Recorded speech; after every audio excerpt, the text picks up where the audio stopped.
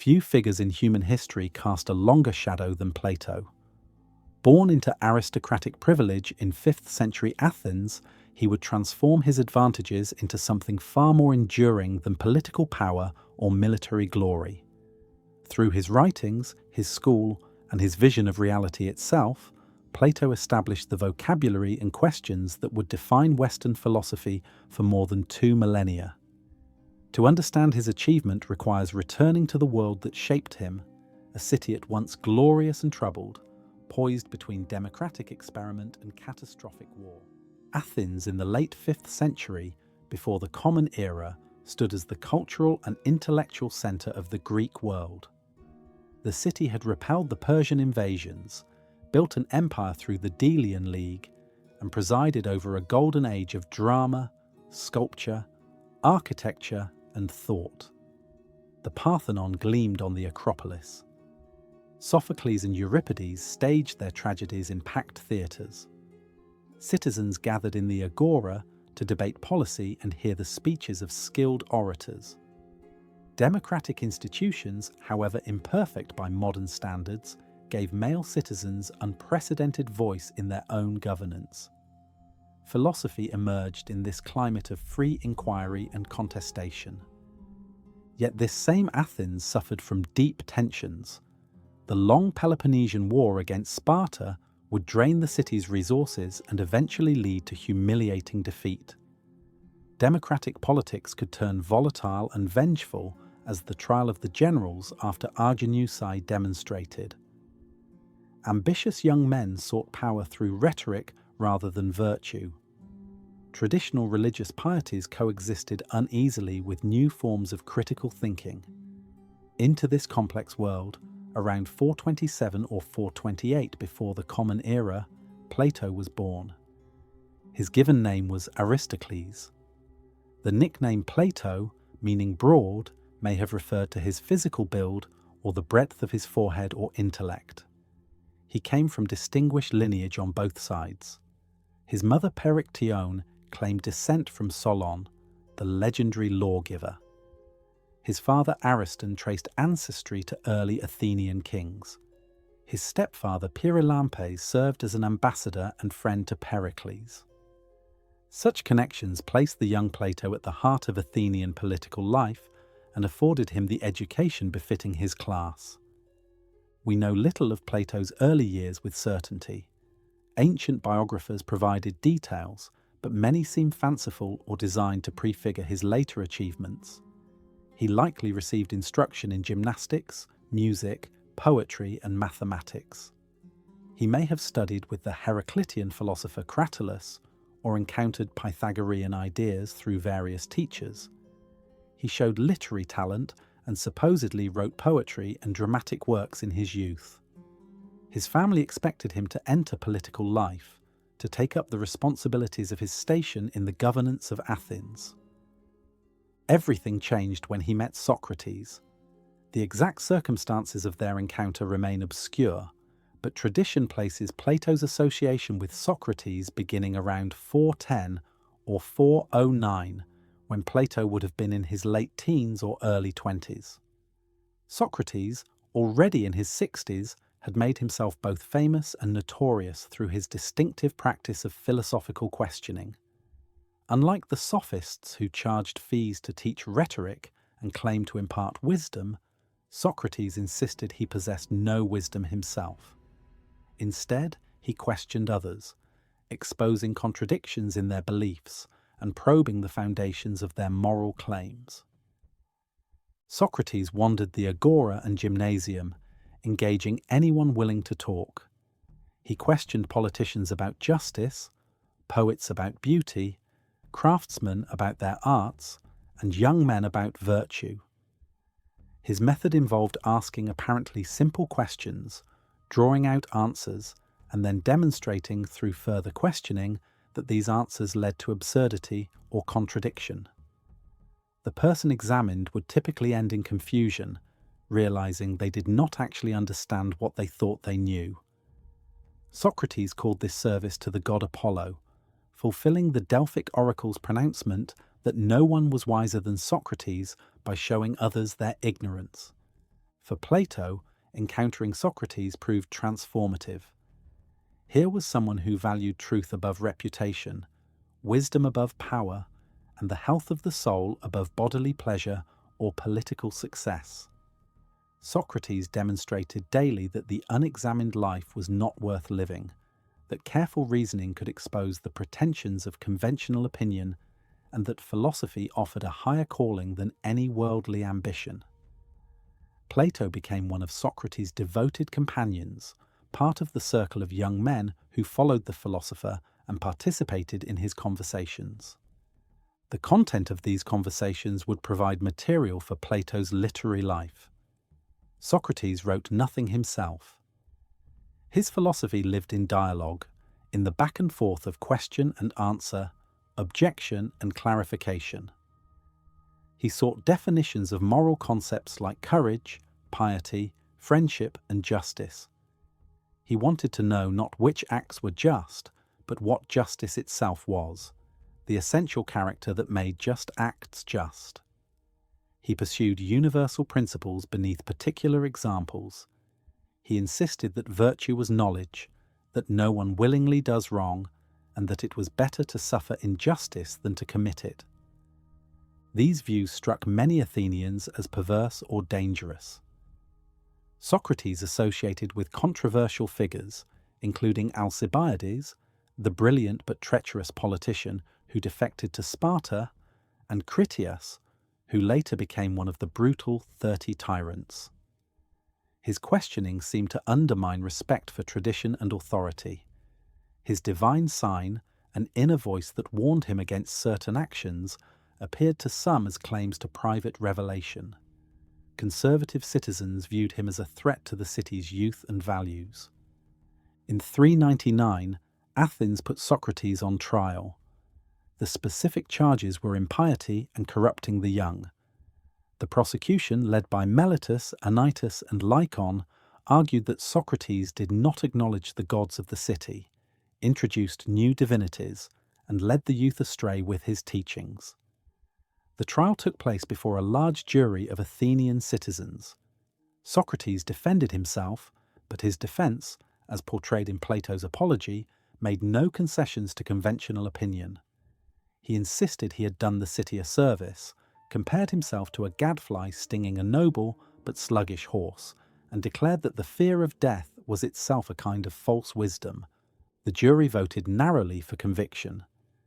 When called to propose a counter-penalty to the death sentence demanded by the prosecution, Socrates suggested he deserved to be maintained in the Prytaneum at public expense, like an Olympic victor. This apparent arrogance offended the jury. After Socrates offered to pay a small fine, the jury voted more decisively for death. He would die by drinking hemlock. Plato was present at the trial. According to his own later writings, he fell ill and missed Socrates' final day in prison, the scene immortalized in the Phaedo, where Socrates discusses the immortality of the soul with his companions and faces death with equanimity. The execution of Socrates in 399 marked a decisive rupture in Plato's life. His revered teacher, the wisest and most just man he knew, had been condemned by democratic Athens. The experience generated profound disillusionment with Athenian politics and a determination to preserve Socrates' legacy and carry forward his philosophical mission. After Socrates' death, Plato and several other companions reportedly left Athens temporarily, perhaps fearing prosecution themselves. He may have travelled to Megara to visit Euclides, another Socratic follower. Over the next years, Plato journeyed widely. Ancient sources place him in Egypt, where he supposedly studied with priests and encountered ancient wisdom traditions. He travelled to southern Italy and Sicily, engaging with Pythagorean communities. Pythagorean philosophy emphasized mathematics, the transmigration of souls, and the purification of the soul through philosophical contemplation. These encounters would shape Plato's developing metaphysics. In Syracuse, the major Greek city of Sicily, Plato met Dion, the young brother-in-law of the tyrant Dionysius the Elder. Dion became devoted to philosophy through Plato's influence. This relationship would draw Plato back to Syracuse twice more in attempts to educate tyrants in philosophy, efforts that ended in disappointment and danger. The Sicilian adventures demonstrated both Plato's conviction that philosophers should engage with political power and the practical difficulties of implementing philosophical ideals in existing regimes. Returning to Athens, probably in the late 380s, Plato founded the Academy. He purchased land in a grove sacred to the hero Academus, northwest of the city walls, and established what would become the Western world's first institution of higher learning. The Academy was not a school in the modern sense, with formal curricula and degrees, but rather a community of scholars gathered for research and teaching in philosophy, mathematics, and related studies. Students came from across the Greek world. Instruction likely combined lectures with collaborative inquiry and the dialectical method Socrates had pioneered. The Academy endured for centuries, becoming the model for later philosophical schools. Its program emphasized mathematics as preparation for philosophy. Above the entrance supposedly stood an inscription declaring that no one ignorant of geometry should enter. This reflects Plato's conviction that mathematical reasoning provided training in abstract thought essential for grasping philosophical truth. The Academy studied astronomy, harmonics, and natural philosophy, alongside ethics and metaphysics. Plato directed the institution for the rest of his life, making it the base for his writing, teaching, and philosophical community. Plato's literary output consisted entirely of dialogues, dramatic conversations usually featuring Socrates as the main speaker. This form was revolutionary. Earlier philosophers had written in verse or prose treatises. Plato created philosophical literature, works that presented arguments through character and conversation rather than direct exposition. The dialogues varied in style, complexity, and subject. Some were brief and inconclusive, ending in aporia or impasse. Others developed elaborate metaphysical systems. Scholars have long debated the order of composition and which dialogues represent Plato's mature views versus early Socratic portrayals. The early dialogues generally present Socrates questioning an interlocutor about some virtue, exposing contradictions, and reaching no definitive conclusion. The Euthyphro examines piety, the Laches courage, the Charmides moderation, the Lysis friendship. These display the Socratic method in action and often reflect the historical Socrates more closely. Middle dialogues like the Phaedo, Symposium, and Republic introduce Plato's distinctive doctrines, particularly the theory of forms and the immortality of the soul. Late dialogues, including the Theaetetus, Parmenides, and Sophist, engage in more technical, metaphysical, and epistemological analysis, sometimes subjecting Plato's own earlier views to critical examination. The Republic stands as Plato's longest and most influential work. Structured as a conversation at the house of Cephalus in the Piraeus, it begins with the question of justice, but expands to encompass psychology, education, metaphysics, epistemology, and political philosophy. Socrates and his companions construct an ideal city in speech to understand justice in the individual soul. The dialogue introduces the tripartite division of the soul, the form of the good, the allegory of the cave, the critique of poetry, and the vision of philosopher kings ruling justly. The Symposium offers a series of speeches on love, culminating in Socrates' report of the teachings of Diotima, a wise woman from Mantinea. Love begins with attraction to physical beauty, but can ascend through stages to love of beautiful souls, beautiful laws and institutions, beautiful knowledge, and finally the form of beauty itself. This ladder of love presents philosophical eros as the driving force of the soul's education and ascent to truth. The dialogue's literary artistry matches its philosophical depth, with vivid characterization and the dramatic entrance of the drunk Alcibiades praising Socrates. The Phaedo recounts Socrates' final conversations on the day of his execution.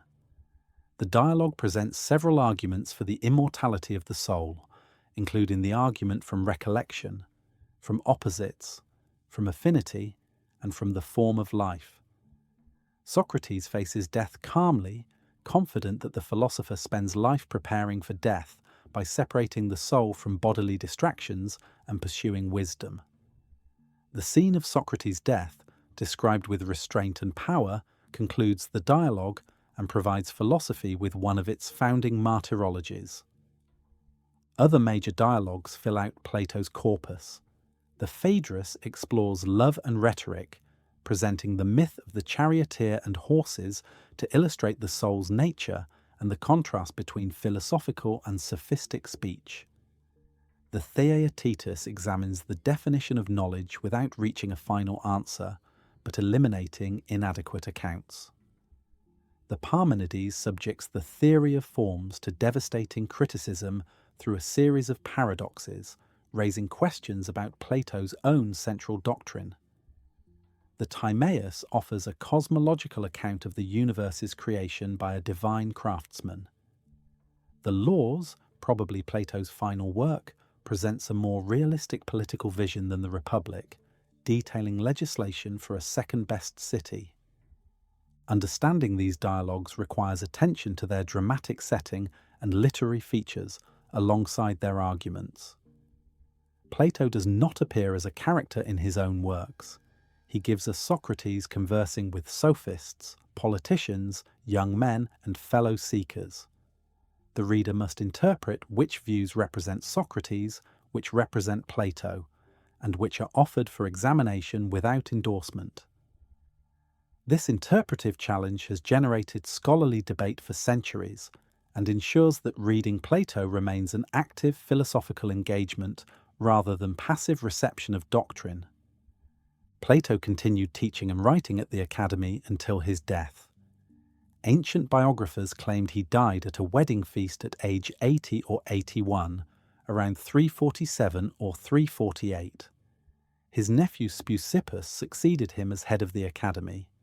His student Aristotle, who had studied at the Academy for 20 years, would later found his own school and develop philosophical views sharply critical of central Platonic doctrines. Yet Aristotle's own system remained deeply shaped by his Platonic training, testimony to Plato's formative influence.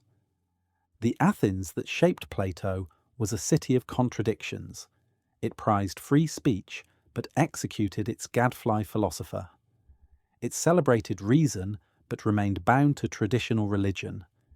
It created democracy, but excluded women, slaves, and foreigners from citizenship.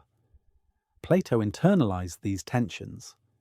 His political philosophy combines admiration for Athenian culture with profound criticism of democracy.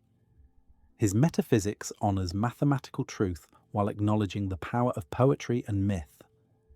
His ethics demands rational virtue while recognizing the soul's passionate and spirited elements. Socrates provided the catalyst, but Plato built the edifice.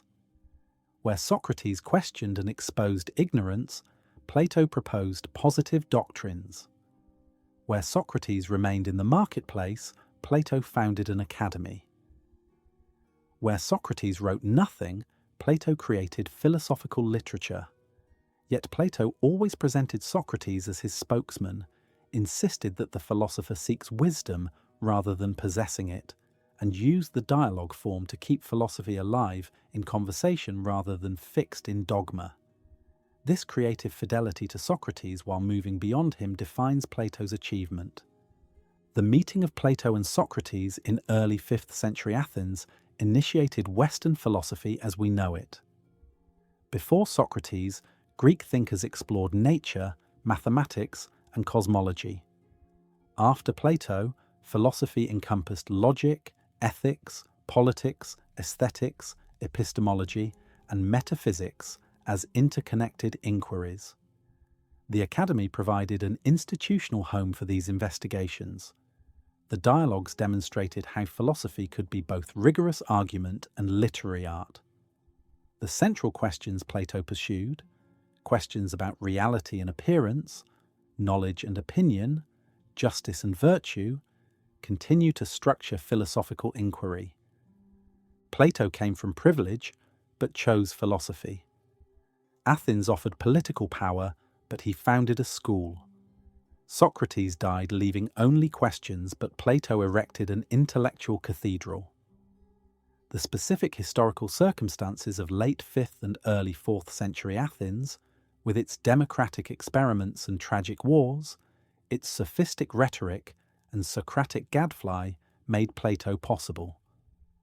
What he made from these materials transcended his time and place, speaking to anyone who wonders about the nature of reality, the possibility of knowledge, the requirements of justice, and the life worth living. At the heart of Plato's philosophy lies a radical claim about reality itself. The world we perceive through our senses, the realm of physical objects and changing phenomena, is not the deepest level of reality.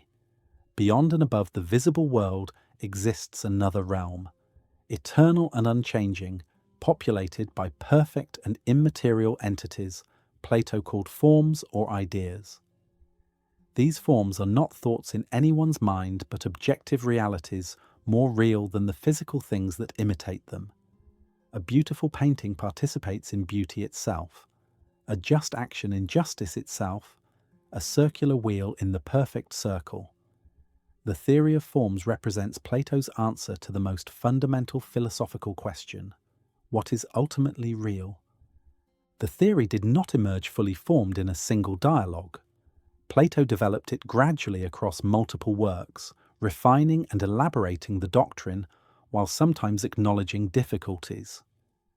Yet the core insight remains consistent.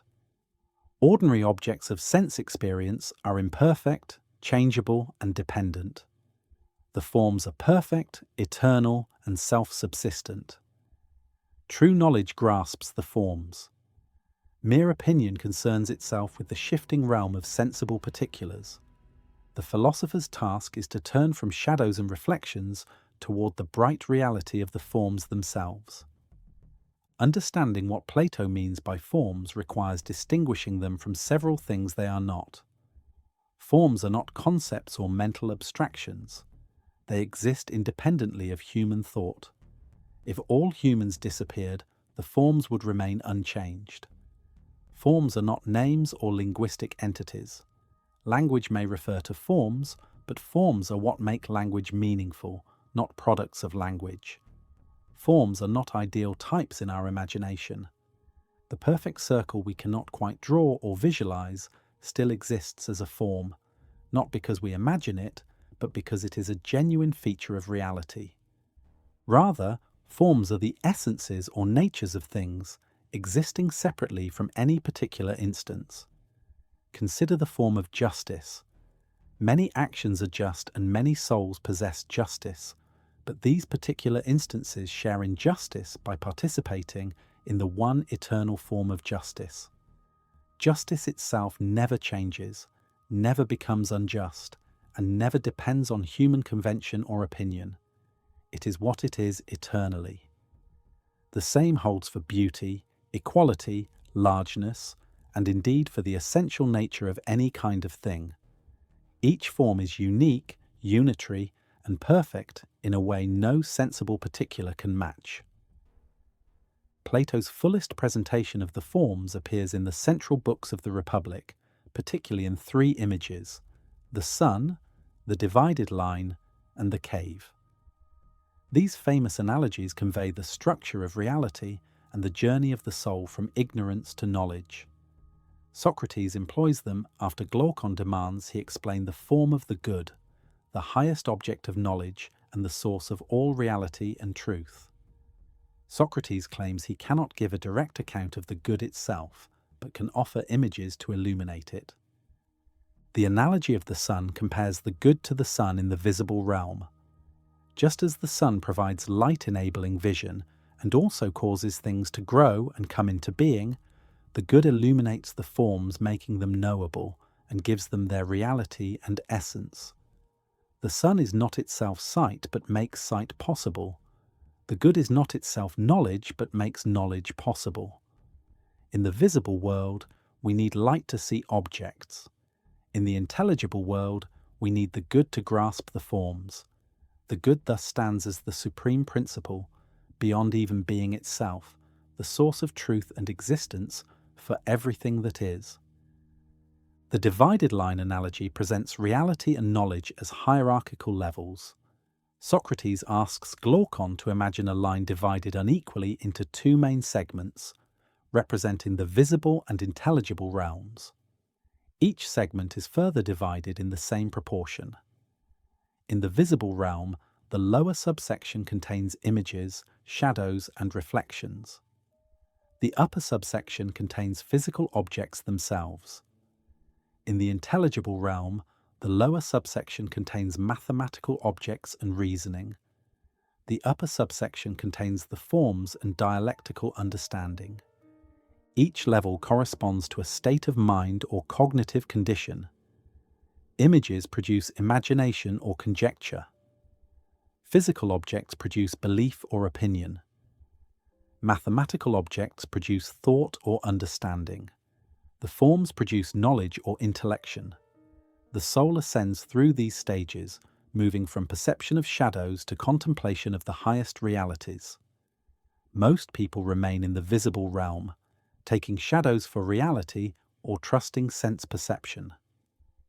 The philosopher struggles upward toward the intelligible, eventually grasping the forms themselves through pure intellection. The relationship between particulars and forms constitutes one of the theory's central puzzles. Plato uses several terms to describe this relationship: participation, imitation, presence, and communion. Beautiful things participate in beauty. A just act imitates justice. Equality is present in equal sticks. Forms have communion with particulars. Yet none of these metaphors fully explains how an immaterial, eternal form relates to material, changing particulars. If forms exist in a separate realm, how do they connect to sensible objects? If they are present in objects, how do they remain unified and unchanged? The third man argument, presented by Parmenides in Plato's dialogue of that name, exposes a difficulty with participation. If beautiful things are beautiful by participating in beauty, then there must be something beautiful things and beauty share that makes them similar. Call this further form beauty 2. But then beautiful things, beauty and beauty 2, must share another form, beauty 3, and so on infinitely. The regress threatens to collapse the theory. Plato may have seen this problem as a challenge to refine the account of participation rather than abandon forms altogether, but the dialogue leaves the puzzle unresolved. Despite such difficulties, Plato insists on forms for compelling reasons. Consider the problem of change. Heraclitus taught that everything flows, that you cannot step into the same river twice. If reality is constant flux, stable knowledge becomes impossible. We can have opinions about changing appearances, but never grasp permanent truth. Conversely, Parmenides argued that change is illusion, that only unchanging being truly exists. Plato sought to honor both insights. The realm of sensible becoming is real but derivative. The realm of intelligible being is primary. Forms provide stable objects for knowledge despite the flux of experience. The problem of universals also motivates the theory. Many different things are beautiful or equal or just. What makes them all instances of the same quality? Nominalists might claim the word beautiful merely names things we happen to group together. Realists insist something real must be shared. Plato affirms extreme realism. Not only is there something shared, but that shared nature is more real than any particular instance. Beauty exists as an objective feature of reality, whether or not any particular beautiful thing exists. Value properties especially seem to require forms. When we judge that an action is just or unjust, we appeal to some standard of justice. If justice were simply what each person or society believes, no genuine ethical disagreement could exist, only differences in custom or preference. Plato argues our ability to recognize imperfect instances of justice presupposes knowledge of perfect justice. We have never encountered perfect justice in experience, yet we criticize existing laws and institutions for failing to measure up. This normative judgment implies grasp of the form. The theory has profound epistemological implications. If forms are the true objects of knowledge and sensible particulars mere opinion, then sense perception cannot yield wisdom. The philosopher must turn away from the body's senses toward the soul's intellect. Plato frequently disparages the body as a prison or tomb for the soul, source of distraction and error. Bodily pleasures and pains chain us to the physical. Philosophy requires ascetic discipline, mortifying fleshly desires to purify the soul for intellectual contemplation. Yet Plato does not entirely dismiss the visible realm. Particulars participate in forms and can lead the soul upward toward them. A beautiful body may kindle erotic desire that, properly directed, becomes love of beauty itself. Mathematical diagrams, though imperfect, train the mind to grasp eternal truths. Even the shadows in the cave derive from real objects and ultimately from the light of the good. The sensible world is pedagogically valuable, a ladder the philosopher eventually discards but must initially climb. The forms themselves are not all equal. They form a hierarchy with the good at the summit. Lower forms include those for physical kinds, the form of human, horse, or tree. Some forms capture qualities: beauty, justice, largeness, equality. Higher forms include being, sameness, and difference, the very categories that structure reality. At the apex stands the good, which gives all other forms their being and knowability. Grasping the good represents the culmination of philosophy, the final stage of enlightenment. Plato's account of the good itself remains notoriously elusive. In the Republic, Socrates refuses to define it directly, offering analogies instead. He suggests the good is what every soul pursues and for which it does everything else. The good is beyond being in dignity and power. These cryptic statements have generated endless interpretation. Some scholars see the good as a principle of unity and order, others as value or perfection itself, still others as God. The later Platonic tradition increasingly identified the good with divinity. Do forms exist for all kinds of things? Plato clearly posits forms for value properties like justice and beauty, for mathematical entities like equality and circle, and for natural kinds like human. But what about artifacts? Is there a form of table or bed? What about negative properties or worthless things? Is there a form of ugliness or dirt? Plato shows some ambivalence. In the Republic, he mentions forms of manufactured objects. In the Parmenides, young Socrates hesitates to posit forms for hair, mud, and dirt, finding it absurd, though Parmenides suggests he may overcome this squeamishness with maturity. The theory also implies troubling consequences for particulars. If the form is the real thing and particulars are mere imperfect copies, does this devalue the physical world and human embodied existence? Critics from Aristotle onward have charged Plato with otherworldliness, turning away from concrete reality toward abstract essences. Plato himself sometimes embraces this charge, portraying philosophy as preparation for death, liberation from bodily imprisonment. Yet other dialogues celebrate beauty in the physical world and present sensible things as revelations of divine order. Late dialogues show Plato grappling with problems in the theory.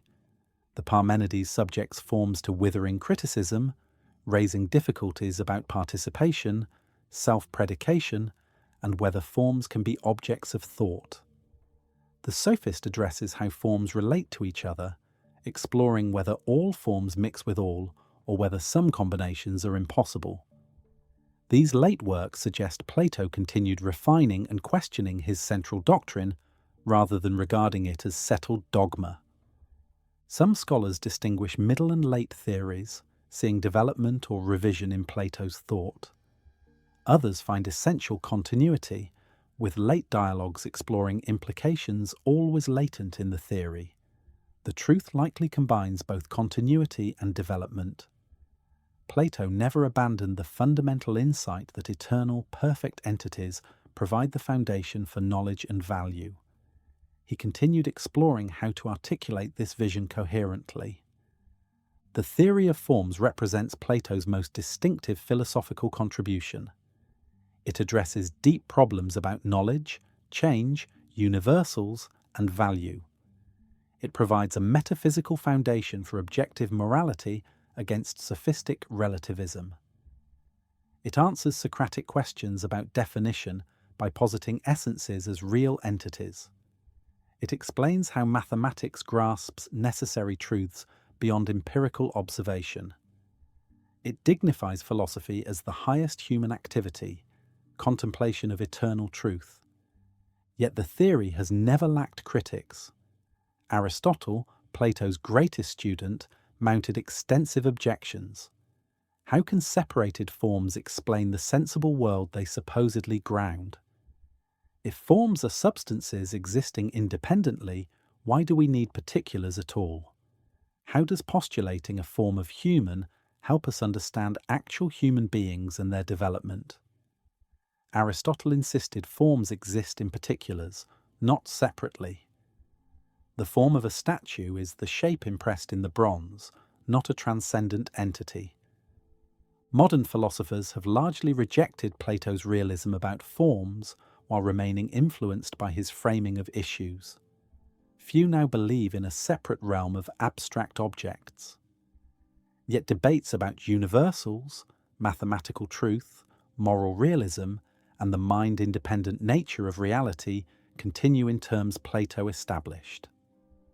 The tension between empiricism and rationalism, between sense experience and rational intuition as sources of knowledge, still structures epistemology. The forms also carry existential and spiritual significance beyond technical metaphysics. They represent the conviction that meaning, value, and truth are not human inventions but discoveries. Against sophistic skepticism and moral relativism, Plato insists the good is real and accessible to reason. Against materialist reductionism, he affirms a transcendent dimension to reality. Against nihilistic despair, he offers hope that the soul can ascend toward light.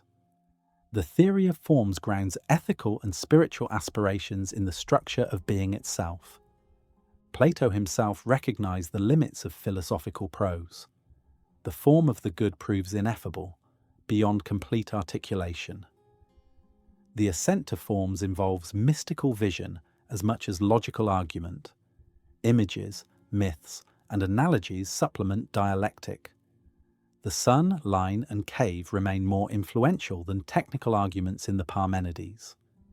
This suggests Plato understood his theory as pointing toward truths requiring not just intellectual assent, but existential transformation. To grasp the forms is to become wise, just, and beautiful oneself, participating in the divine order. The eternal and perfect nature of forms contrasts with human finitude and imperfection. We live in shadows, mistake appearances for reality, and struggle to free our minds from sensory illusion. Philosophy begins in wonder, but proves arduous. The ascent from the cave is painful, the sunlight blinding. Most people prefer comfortable illusions to difficult truth. Even those who achieve philosophical insight find it hard to communicate. The enlightened philosopher returns to the cave only reluctantly, knowing others will ridicule or even kill him for his strange claims. Yet the forms remain accessible, at least in principle, to reason. Plato's rationalism insists human intellect can transcend its biological origins to grasp eternal truth. The soul has innate kinship with forms. Through dialectic, mathematical study, and purification from bodily distraction, the mind rises to its proper objects. This optimism about reason's power distinguishes Plato from mystical traditions that emphasize ineffability and from skeptical traditions that doubt knowledge altogether.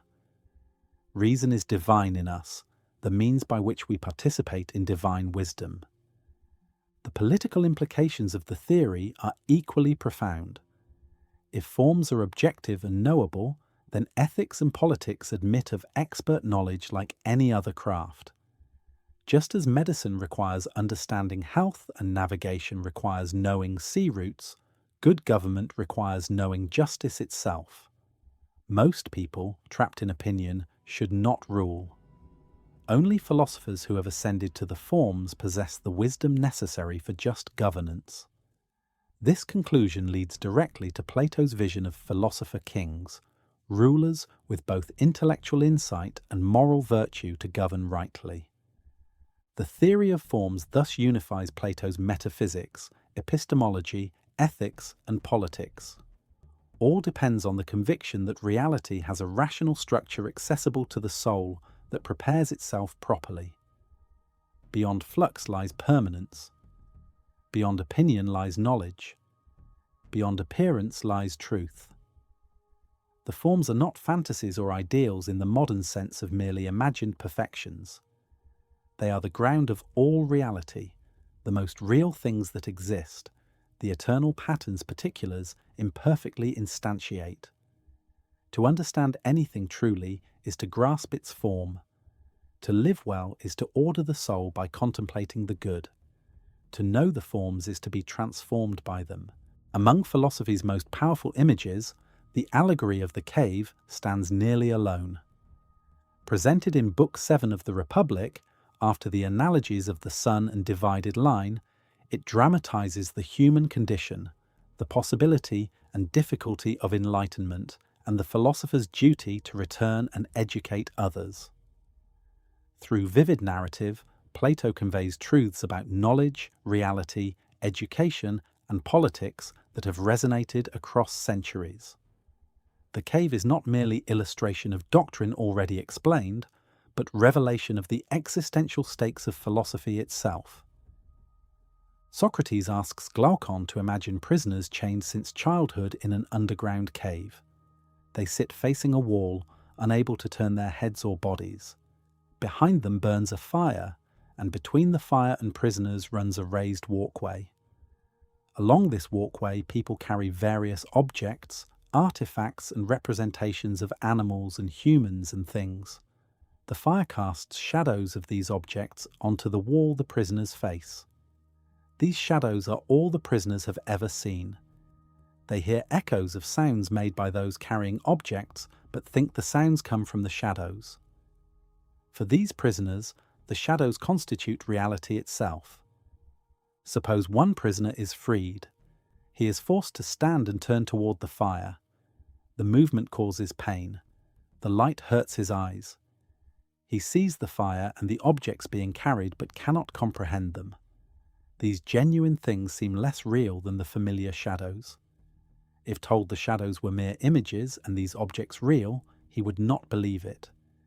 If dragged up the rough, steep path out of the cave, he would resist violently, protesting that he was being harmed. The ascent is agonizing. Emerging into sunlight would prove even more painful. The freed prisoner's eyes, accustomed to darkness, could not immediately see the world above.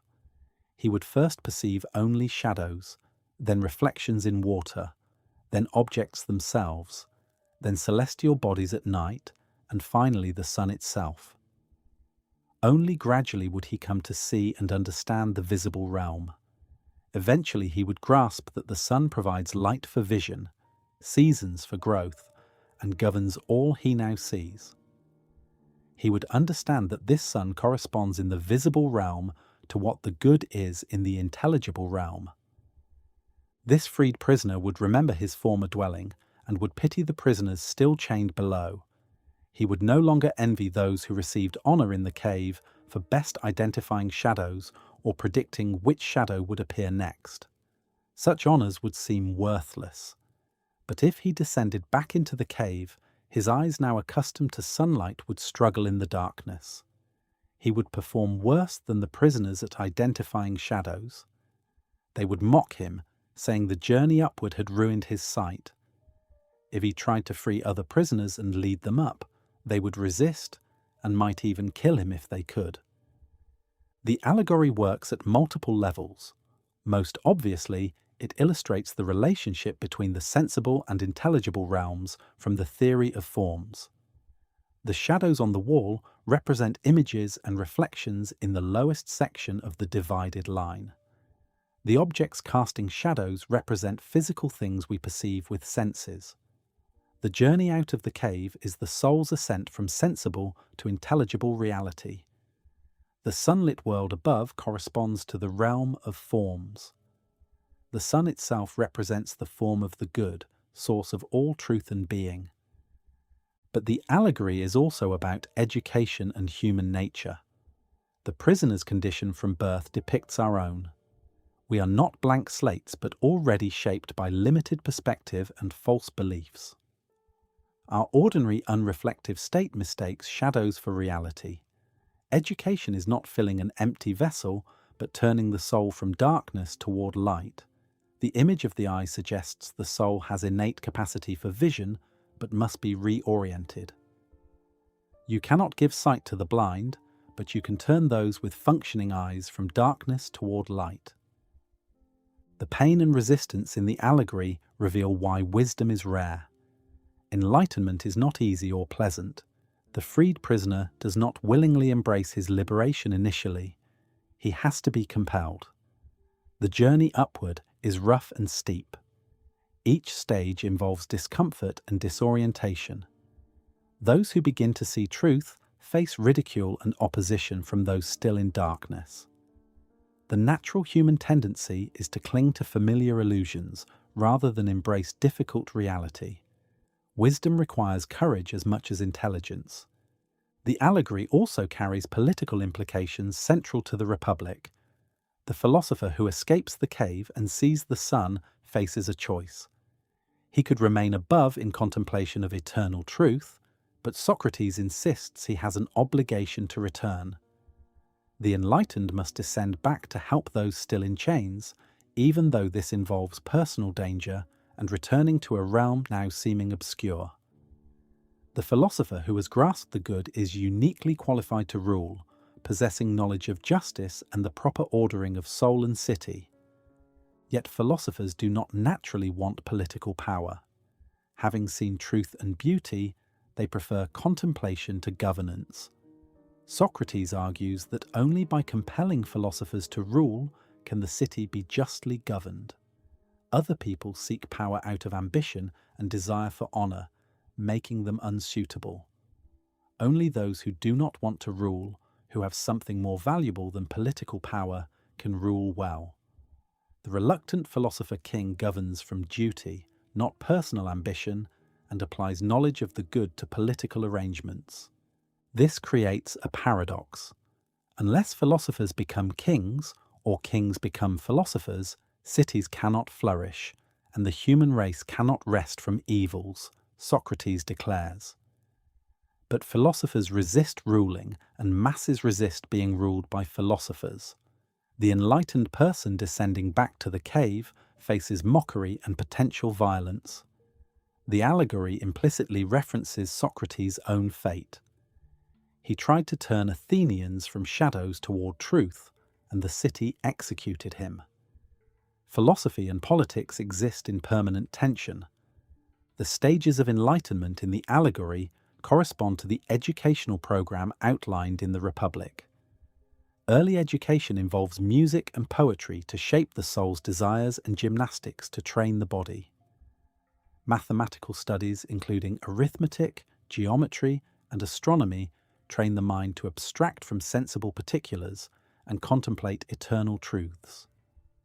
Dialectic, the highest study, leads the soul to grasp the forms themselves and ultimately the good.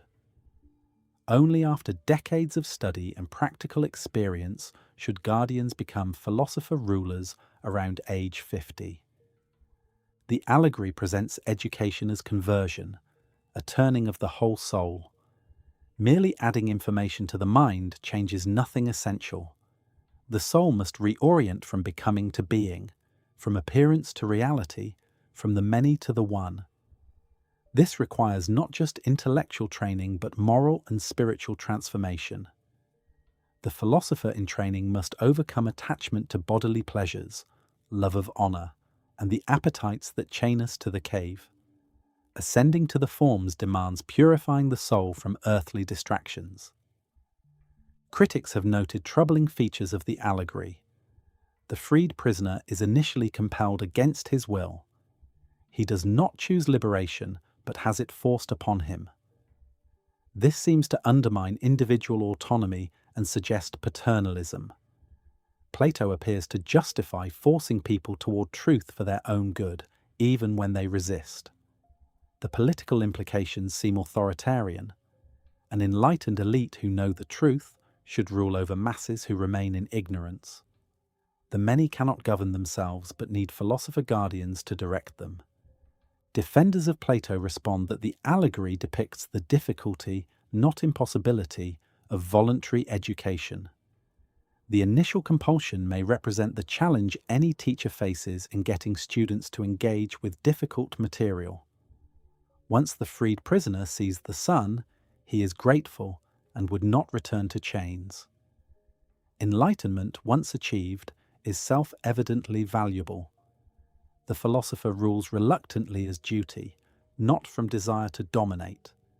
The alternative to philosopher kings is rule by those who seek power for wrong reasons, producing worse outcomes. The epistemological reading emphasizes that the cave shows how we begin in error and must work to achieve knowledge. Our initial condition gives us beliefs, but not understanding. Only by subjecting these beliefs to rational examination, following arguments where they lead, and grasping first principles can we attain wisdom. Most people remain at the level of belief or opinion, trusting perception and convention. The philosopher undertakes the laborious ascent to knowledge through dialectic and mathematical study. The ethical reading stresses the cave as depicting the moral condition. The prisoners value what should not be valued, honor and prizes for identifying shadows. They lack any conception of genuine goodness. Their lives have no true aim. The freed prisoner undergoes moral conversion, recognizing that bodily pleasures and conventional honors are worthless compared to knowledge of the good. Philosophy becomes the examined life, constantly scrutinizing ordinary values and orienting the soul toward what truly matters. Different philosophers and traditions have interpreted the cave allegory in light of their own concerns. Early Christians saw the cave as the material world and the ascent as the soul's journey toward God. Medieval Platonists read the allegory through theological categories, with God as the sun and revelation as the means of enlightenment. Modern interpreters have emphasized epistemology, ideology, or existential authenticity. Marxists saw the shadows as ideology obscuring true economic relations. Existentialists focused on authentic versus inauthentic existence and the difficulty of facing reality. The allegory's literary power explains its enduring influence. Philosophical arguments can be forgotten or refuted, but compelling images linger. Anyone can grasp the horror of prisoners mistaking shadows for reality, the difficulty of enlightenment, and the tragedy of the enlightened person misunderstood by those still in darkness. The cave speaks to universal human experiences of confusion, discovery, and isolation. It validates the sense that ordinary life somehow misses the deepest truths and that wisdom requires breaking free from comfortable illusions. Yet the allegory also risks elitism and obscurantism. If philosophers alone have access to truth and masses remain in darkness, what prevents philosophy from becoming a self-justifying ideology for intellectual elites? Who decides who is enlightened and who remains in chains? The philosophers claim to have seen the sun and know the good could be arrogance or delusion. The allegory provides no external criterion to distinguish genuine wisdom from pretension. Socrates himself insisted he knew only that he knew nothing, yet the philosopher king seems to know everything necessary for governance. Plato was aware of these dangers. The Republic itself presents its ideal city as a model in speech, perhaps impossible to realize fully in practice. The allegory concludes by noting that even the best regime would face resistance and imperfection.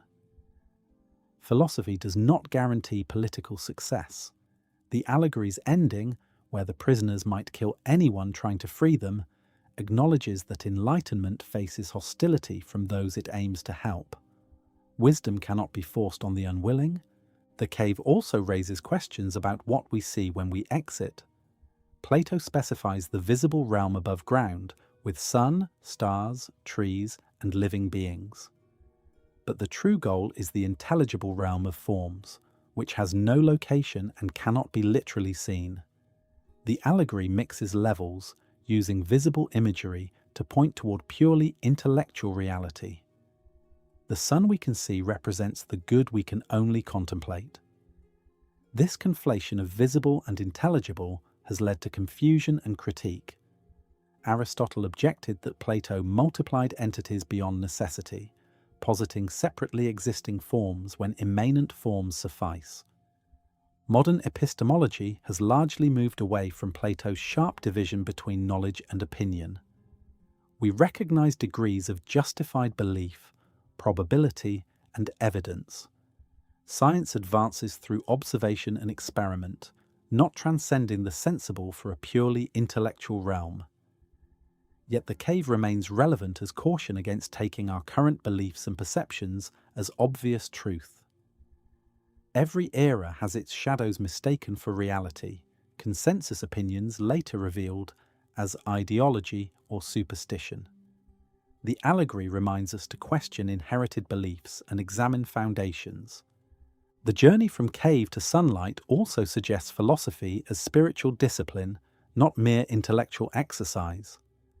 The freed prisoner undergoes transformation affecting his whole being. He sees differently, values differently, lives differently.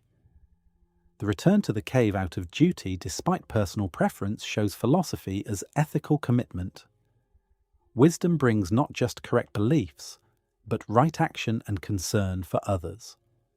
The philosopher cannot remain self-absorbed in contemplation, but must engage with the world, even when the world rejects him. Plato's optimism that enlightenment is possible distinguishes him from radical skeptics and relativists. The cave is dark and the ascent hard, but the sun exists and can be seen. Truth is not mere social construction or power play. Reality has structure accessible to reason. Human beings have capacity, however imperfectly developed, to grasp eternal principles.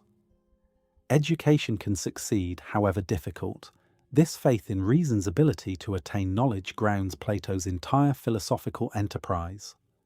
The allegory also validates the sense that something is wrong with ordinary life. The prisoners are not simply different from those above, but objectively worse off. They live in ignorance and value what should not be valued. Philosophy begins in dissatisfaction with conventional wisdom and ordinary pursuits. The freed prisoner's initial confusion and pain give way to recognition that liberation, though difficult, is genuine improvement. We are made for truth, and settling for shadows dishonors our nature. Yet return to the cave proves necessary.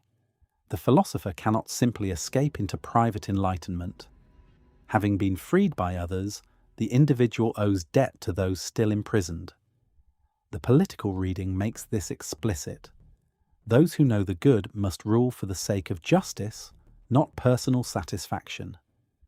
The ethical reading extends this to all human relationships. Having achieved understanding, one must help others toward it. Philosophy carried to completion becomes teaching and service.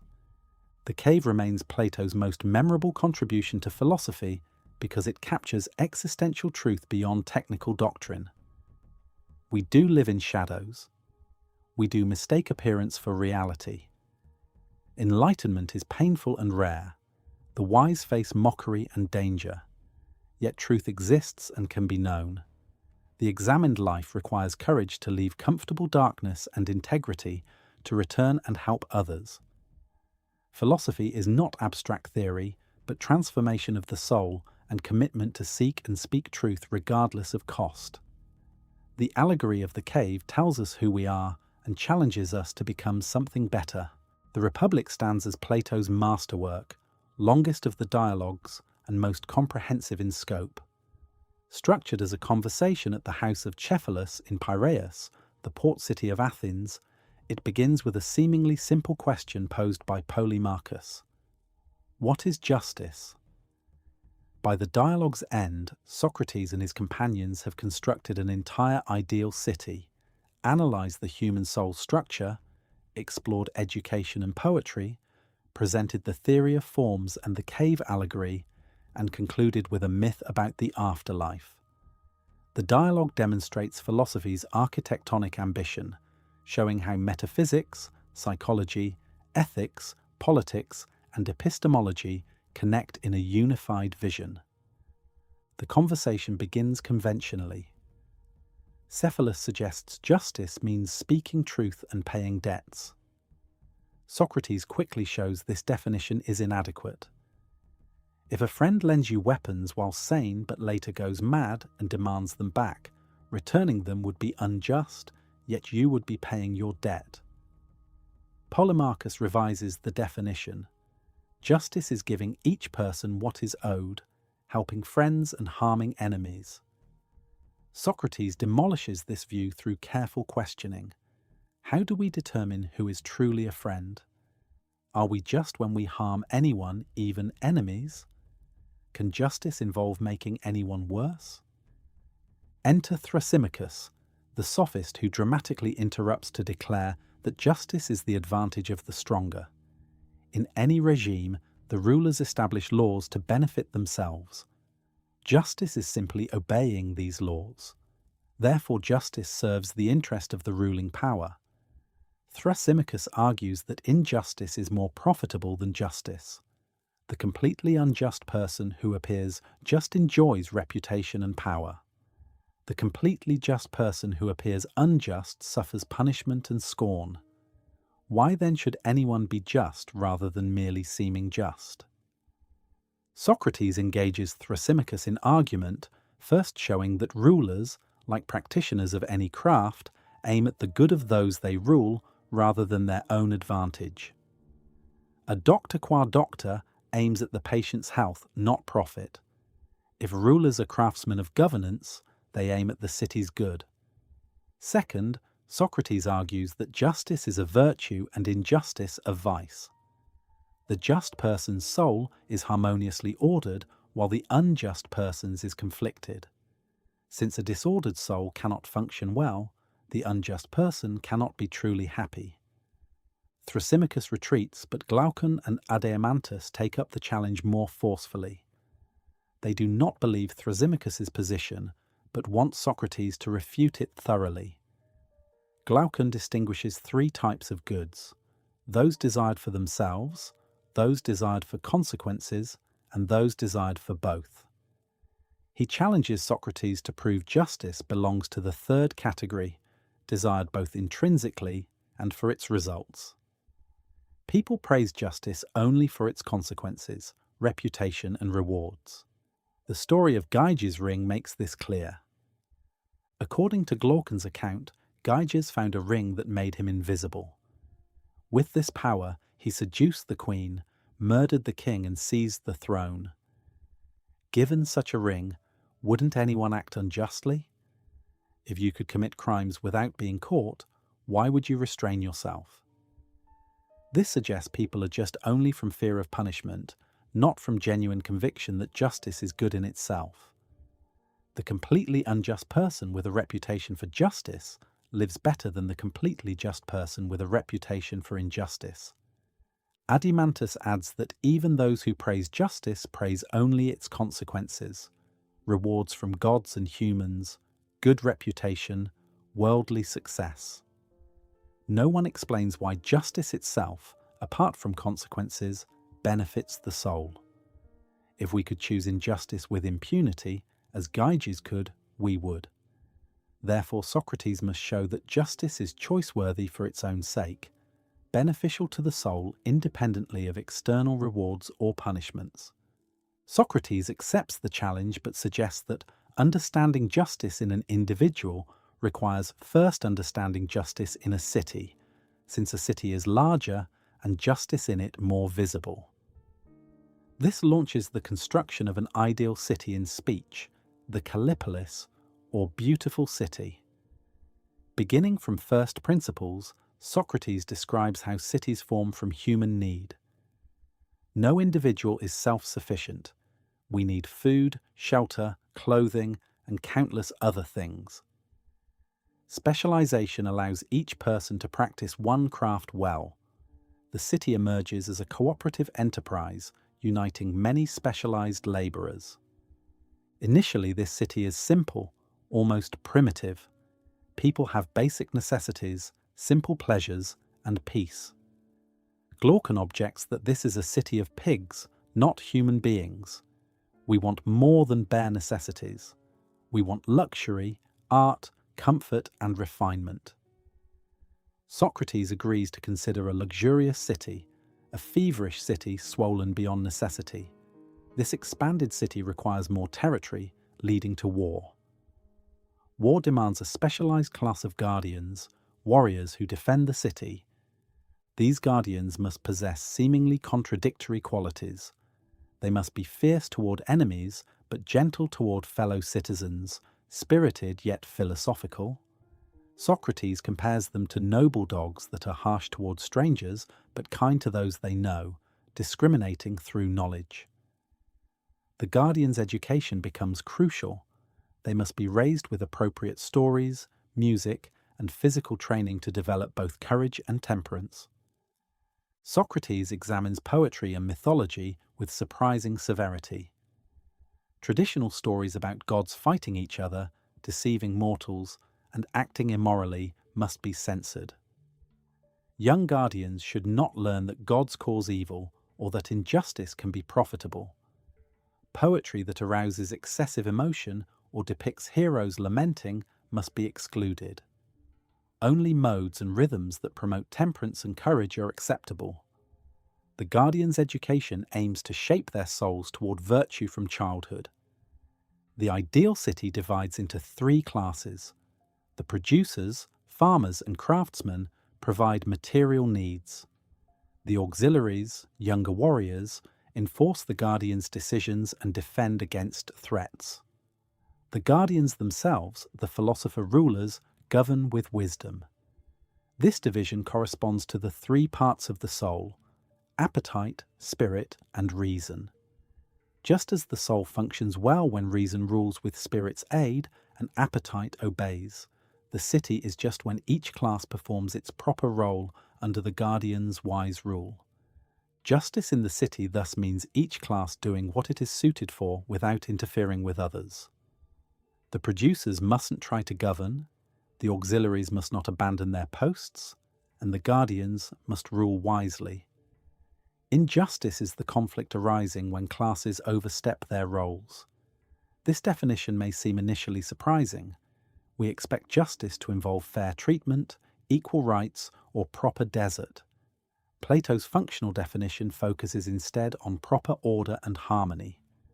The guardians live under communistic arrangements designed to prevent private interest corrupting their judgment.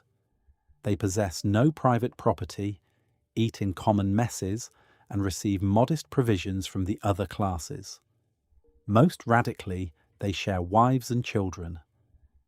Women receive the same education as men and can become guardians if they have the necessary nature. Children are raised communally without knowing their biological parents. Marriage is temporarily arranged by lot, though the rulers secretly manipulate the lots to ensure the best breed with the best. These arrangements have struck readers as utopian at best, totalitarian at worst. Plato eliminates the family among guardians to prevent conflicts between private loyalty and public duty. Guardians should regard all citizens as family, caring for the city rather than particular relatives. The breeding program aims to improve the guardian class over generations. Women's equality represents a radical proposal for ancient Greece, though limited to the guardian class and justified by functional considerations rather than rights. Socrates now returns to the individual soul. He argues that the soul has three parts corresponding to the city's three classes. The appetitive part desires food, drink, sex, and other bodily pleasures. The spirited part feels anger, seeks honor, and responds to insults. The rational part calculates, deliberates, and grasps truth. Just as the city is just when each class performs its role, the individual is just when each part of the soul performs its proper function. The tripartite division of the soul represents one of Plato's major psychological insights. He supports it by observing internal conflicts that seem to require distinct psychic elements. Thirst is a desire for drink, nothing more. Yet a thirsty person might refuse drink out of rational belief it is poisoned or unhealthy. This conflict suggests at least two parts of the soul, one desiring drink and another opposing this desire. Similarly, anger and appetite can conflict when spirit recoils from what appetite seeks, and reason differs from both appetite and spirit in its objects and operation. Justice in the individual means reason ruling with spirit's aid while appetite obeys. The rational part grasps what is genuinely good for the whole person. The spirited part provides energy and courage to enforce reason's judgments against appetitive temptation. Appetite itself is not evil, but must be moderated and directed by reason. When these three function harmoniously, the person is just and happy. When reason abdicates and appetite rules, or when spirit rebels, the soul is disordered and miserable. This psychological theory grounds Plato's ethical vision. Virtue is not conventional rule-following, but proper psychic order. Temperance means appetite obeying reason. Courage means spirit holding. To reason's judgment about what is truly fearful. Wisdom is reason's knowledge of what is good. Justice is the harmony of all three parts in their proper relationship. The virtues are not separate traits but aspects of one well-ordered soul. Glaucon's challenge asked whether justice benefits the just person intrinsically, apart from consequences. Socrates' answer is yes. Justice is psychic health, injustice disease. Just as a healthy body is intrinsically better than a diseased one, a well-ordered soul is intrinsically better than a disordered soul, regardless of external rewards. The just person's reason rules wisely. The unjust person's reason is enslaved to appetite or spirit. Even with Gyges' ring, the unjust person remains disordered and therefore miserable. But who should rule the ideal city? Only those whose reason grasps the good, the philosophers. Socrates introduces the theory of forms to explain what philosophical wisdom involves. The forms are the eternal objects of knowledge, particularly the form of the good, which illuminates all others. Through the analogies of the sun, line, and cave discussed in previous chapters, Socrates shows that philosophers must ascend from sensible to intelligible reality and contemplate the forms before returning to govern justly. Philosopher rulers combine intellectual excellence with moral virtue. They have studied mathematics and dialectic for decades, contemplated the forms, and gained practical experience. They do not desire political power, preferring contemplation, but accept governance as duty. This reluctance ensures they will rule for the city's good rather than personal advantage. Common people cannot rule themselves, because they lack knowledge of justice and the good. Democracy allows the ignorant to govern, producing rule by opinion and appetite rather than wisdom. The Republic's political vision has provoked fierce debate. The ideal city appears authoritarian, with power concentrated in an unaccountable elite. Individual liberty is subordinated to collective function. Censorship restricts cultural expression. Selective breeding treats humans like livestock. The abolition of family dissolves natural bonds. Modern liberal readers find much to object to in Plato's Utopia. Some see totalitarian anticipation in the Republic's subordination of individual to state. Defenders note that Plato aims at justice, not domination. The Guardians are educated for decades and tested extensively. They live ascetically without private property. They rule from knowledge, not force, applying expertise in governance as doctors apply expertise in medicine. The city's unity benefits all classes, with producers enjoying prosperity and security under wise rule. The regime aims at each person achieving their proper excellence, not crushing individual flourishing beneath state power. Yet even sympathetic readers acknowledge tensions in Plato's vision. Expertise in ethics and politics differs from expertise in medicine or navigation. Moral knowledge seems more contestable, with reasonable disagreement persisting even among educated people. Who ensures the Guardians remain virtuous and knowledgeable? Power corrupts, and absolute power corrupts absolutely, as later thinkers would warn. The Republic itself acknowledges that even the ideal city would eventually decline, passing through stages of degeneration.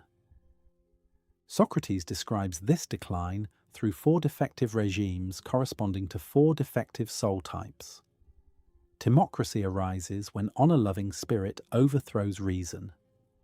Oligarchy develops when money-loving appetites dominate. Democracy emerges from oligarchy's collapse, giving license to all appetites equally. Tyranny, the worst regime, results from democracy's chaos when a demagogue seizes power. Each regime produces a corresponding individual, and Socrates shows how the descent from justice to tyranny makes both city and soul progressively more miserable. The tyrant, completely unjust and appearing unjust, is precisely the opposite of the philosopher king, completely just and appearing just. Socrates demonstrates that the tyrant is actually the most miserable person possible. Enslaved to appetites, mistrusted by all, living in fear and paranoia, the tyrant suffers maximum disorder. The philosopher king, by contrast, enjoys psychic harmony and contemplation of truth. Justice is therefore more profitable than injustice, and the appearance of injustice cannot make the just person truly unhappy. This argument relies on Plato's conception of happiness as psychic health and virtue rather than pleasure or external goods. The tyrant may have power, wealth, and pleasure, but his soul is diseased. The philosopher may lack external goods and even be tortured unjustly, yet his soul remains ordered and therefore genuinely happy. This conception of happiness strikes many as counterintuitive. Can we really say the tortured just person is happier than the comfortable, unjust person? Plato would insist yes, though he acknowledges this seems paradoxical. True happiness consists in being rather than seeming good, in actual virtue rather than reputation. External goods are not irrelevant but secondary. The just person prefers to have health, wealth, and honour along with justice, but would choose justice alone over injustice with all external goods. The goods of the soul outweigh bodily and external goods infinitely. The Republic concludes with the myth of an eschatological vision of the soul's fate after death. A warrior who died in battle, returns to life to report what he saw in the afterlife. Souls are judged and sent to punishment or reward proportionate to their earthly justice or injustice.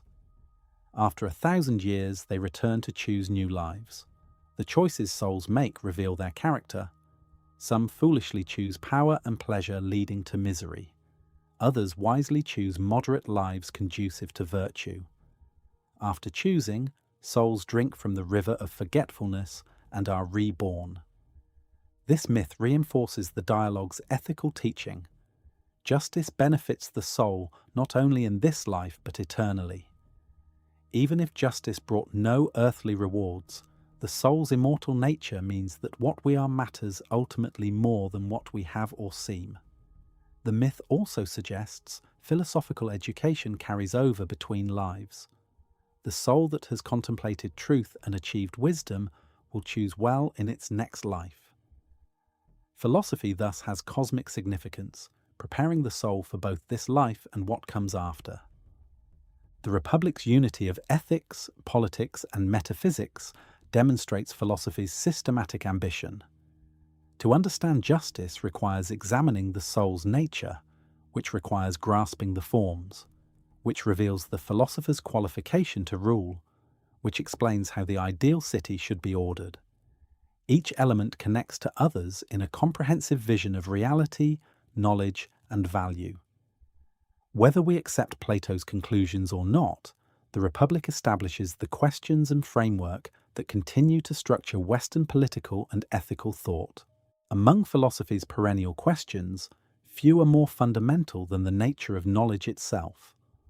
What distinguishes knowledge from mere belief or opinion? Can we be certain about anything, or must we rest content with probability? Do we discover truths about independent reality, or construct them through language and culture? Plato addressed these epistemological questions through several dialogues, developing a distinctive account that makes knowledge grasp of eternal forms and explains learning as recollection of what the soul already knows from previous existence. The contrast between knowledge and opinion structures much of Plato's epistemology. In the Republic, Socrates argues that knowledge and opinion have different objects. Knowledge grasps what is, the forms that exist unchangingly. Opinion concerns what both is and is not, the sensible particulars that come to be and pass away. A beautiful painting both is beautiful and is not beautiful, participating imperfectly in beauty itself. Knowledge of beauty grasps the form. Opinion recognizes the painting as beautiful without understanding beauty itself. This distinction has profound implications. Opinion can be true without being knowledge.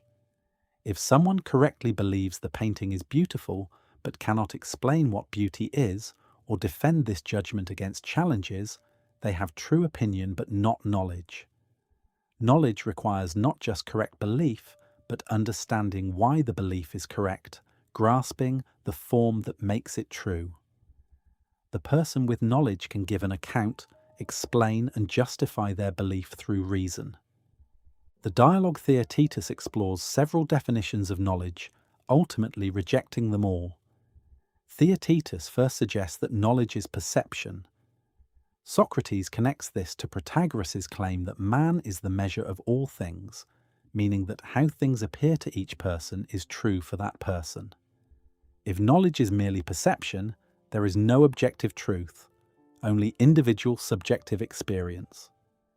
Everything is in flux, nothing stable enough to be known. Socrates demolishes this view through various arguments. If knowledge is perception, and perception is always true, no one can be wiser than anyone else, since each person's perceptions are equally true for them. But we distinguish experts from lay people, recognizing that some know more. Moreover, perception does not yield judgment. Sight perceives colors, hearing perceives sounds, but the mind judges that sounds and colors both exist. Existence is not perceived but understood. Knowledge involves intellectual judgment beyond immediate sensation. Theaetetus then proposes that knowledge is true judgment or belief. This seems more promising. Knowledge requires truth, and having a correct belief seems close to knowing, but Socrates shows that true belief is not sufficient for knowledge. In legal contexts, jurors might be persuaded by rhetoric to reach the correct verdict without actually knowing the facts. Their belief happens to be true, but lacks the understanding that constitutes knowledge. Additionally, True belief can result from lucky guess. If you correctly believe something without any good reason, you do not know it. The final definition attempts to add what is missing.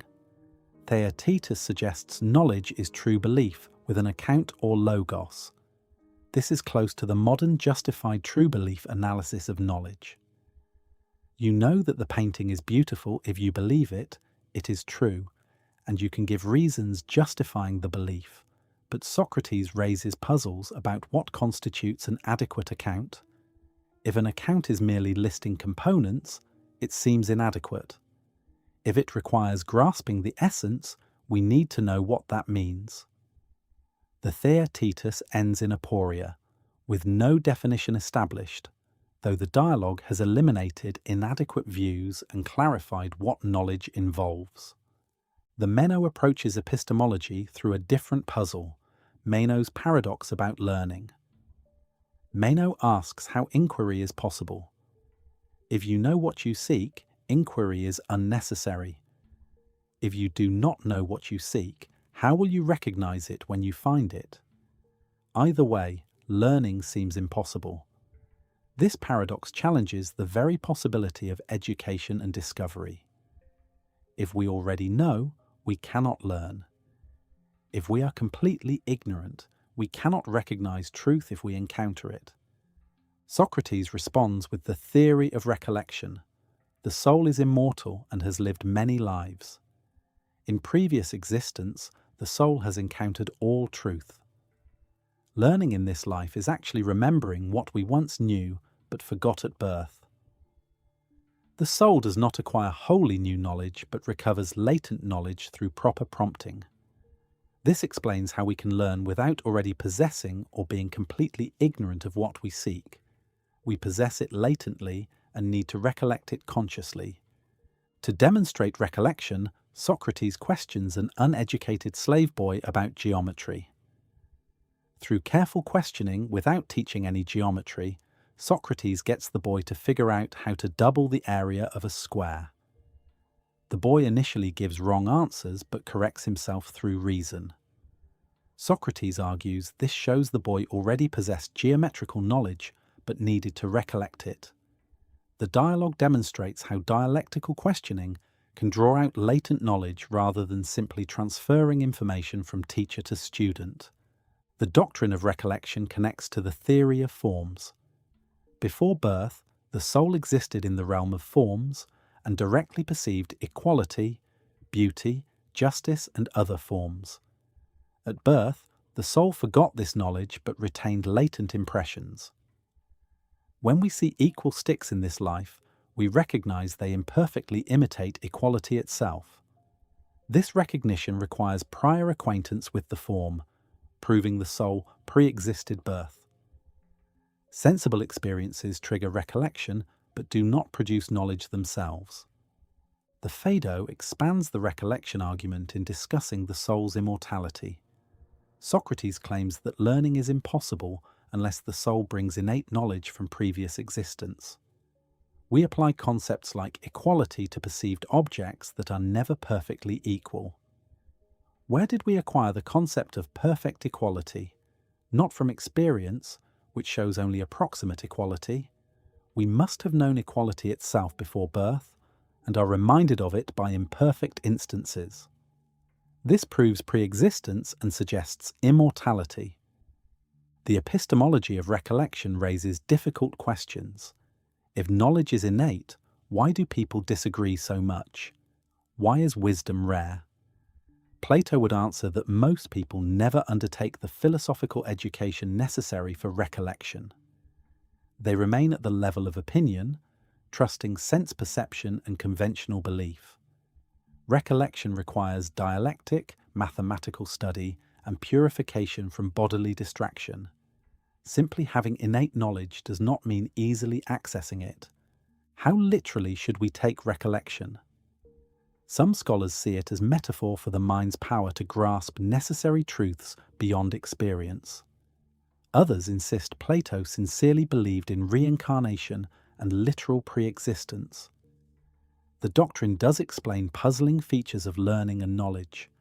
Mathematics seems discovered rather than invented, as if mathematical truths exist independently and minds grasp them. Moral insights feel recognized rather than created. Children display understanding beyond what experience has taught them. Recollection also addresses the nature of concepts. Where do we get our concept of triangle? Not from particular triangles, which are never perfect. We abstract the concept somehow from imperfect instances, but this seems to presuppose already having the concept to guide abstraction. Recollection solves this by positing innate concepts deriving from previous acquaintance with forms. We do not abstract triangle from triangular objects. We recognize triangular objects by applying our innate concept of triangle. Yet recollection seems to prove both too much and too little. It proves too much if it implies we possess all knowledge innately, needing only to remember it. This makes education seem unnecessary or reduces it to mere prompting. It proves too little if it fails to explain how we acquire new empirical knowledge about the changing, sensible world. Recollection explains knowledge of eternal forms, but what about knowledge of temporal facts? Did the soul pre-know everything that would happen in history? Plato distinguishes knowledge from true opinion in the meno itself. Even without knowledge, true opinion can guide action successfully. The road to Larissa can be travelled correctly by someone with true belief about the route without knowledge of geography. True opinion and knowledge produce equally good practical results. The difference is that knowledge is stable, secured by understanding the reasons, while true opinion can easily be lost or changed. Knowledge has been tied down by reasoning out the explanation, making it permanent possession rather than temporary belief. This suggests an account of knowledge as justified true belief. Knowledge requires belief, truth, and justification or account. The account explains why the belief is true, grounds it in understanding of causes or essences, and makes it rationally defensible. This analysis anticipates much later epistemological theories. However, Plato adds that the account must grasp forms, eternal essences beyond sensible experience. Justified true belief about changing particulars remains opinion, however well justified. Only grasp of unchanging reality constitutes knowledge. The divided line in the Republic presents four cognitive states corresponding to four types of objects.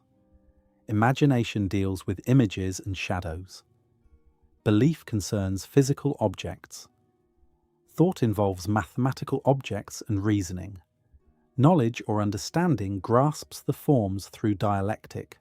The movement from imagination to knowledge represents increasing clarity, stability, and truth. Each stage depends on the one above it. Belief relies on confused understanding of forms. Mathematics studies objects that imperfectly reflect forms.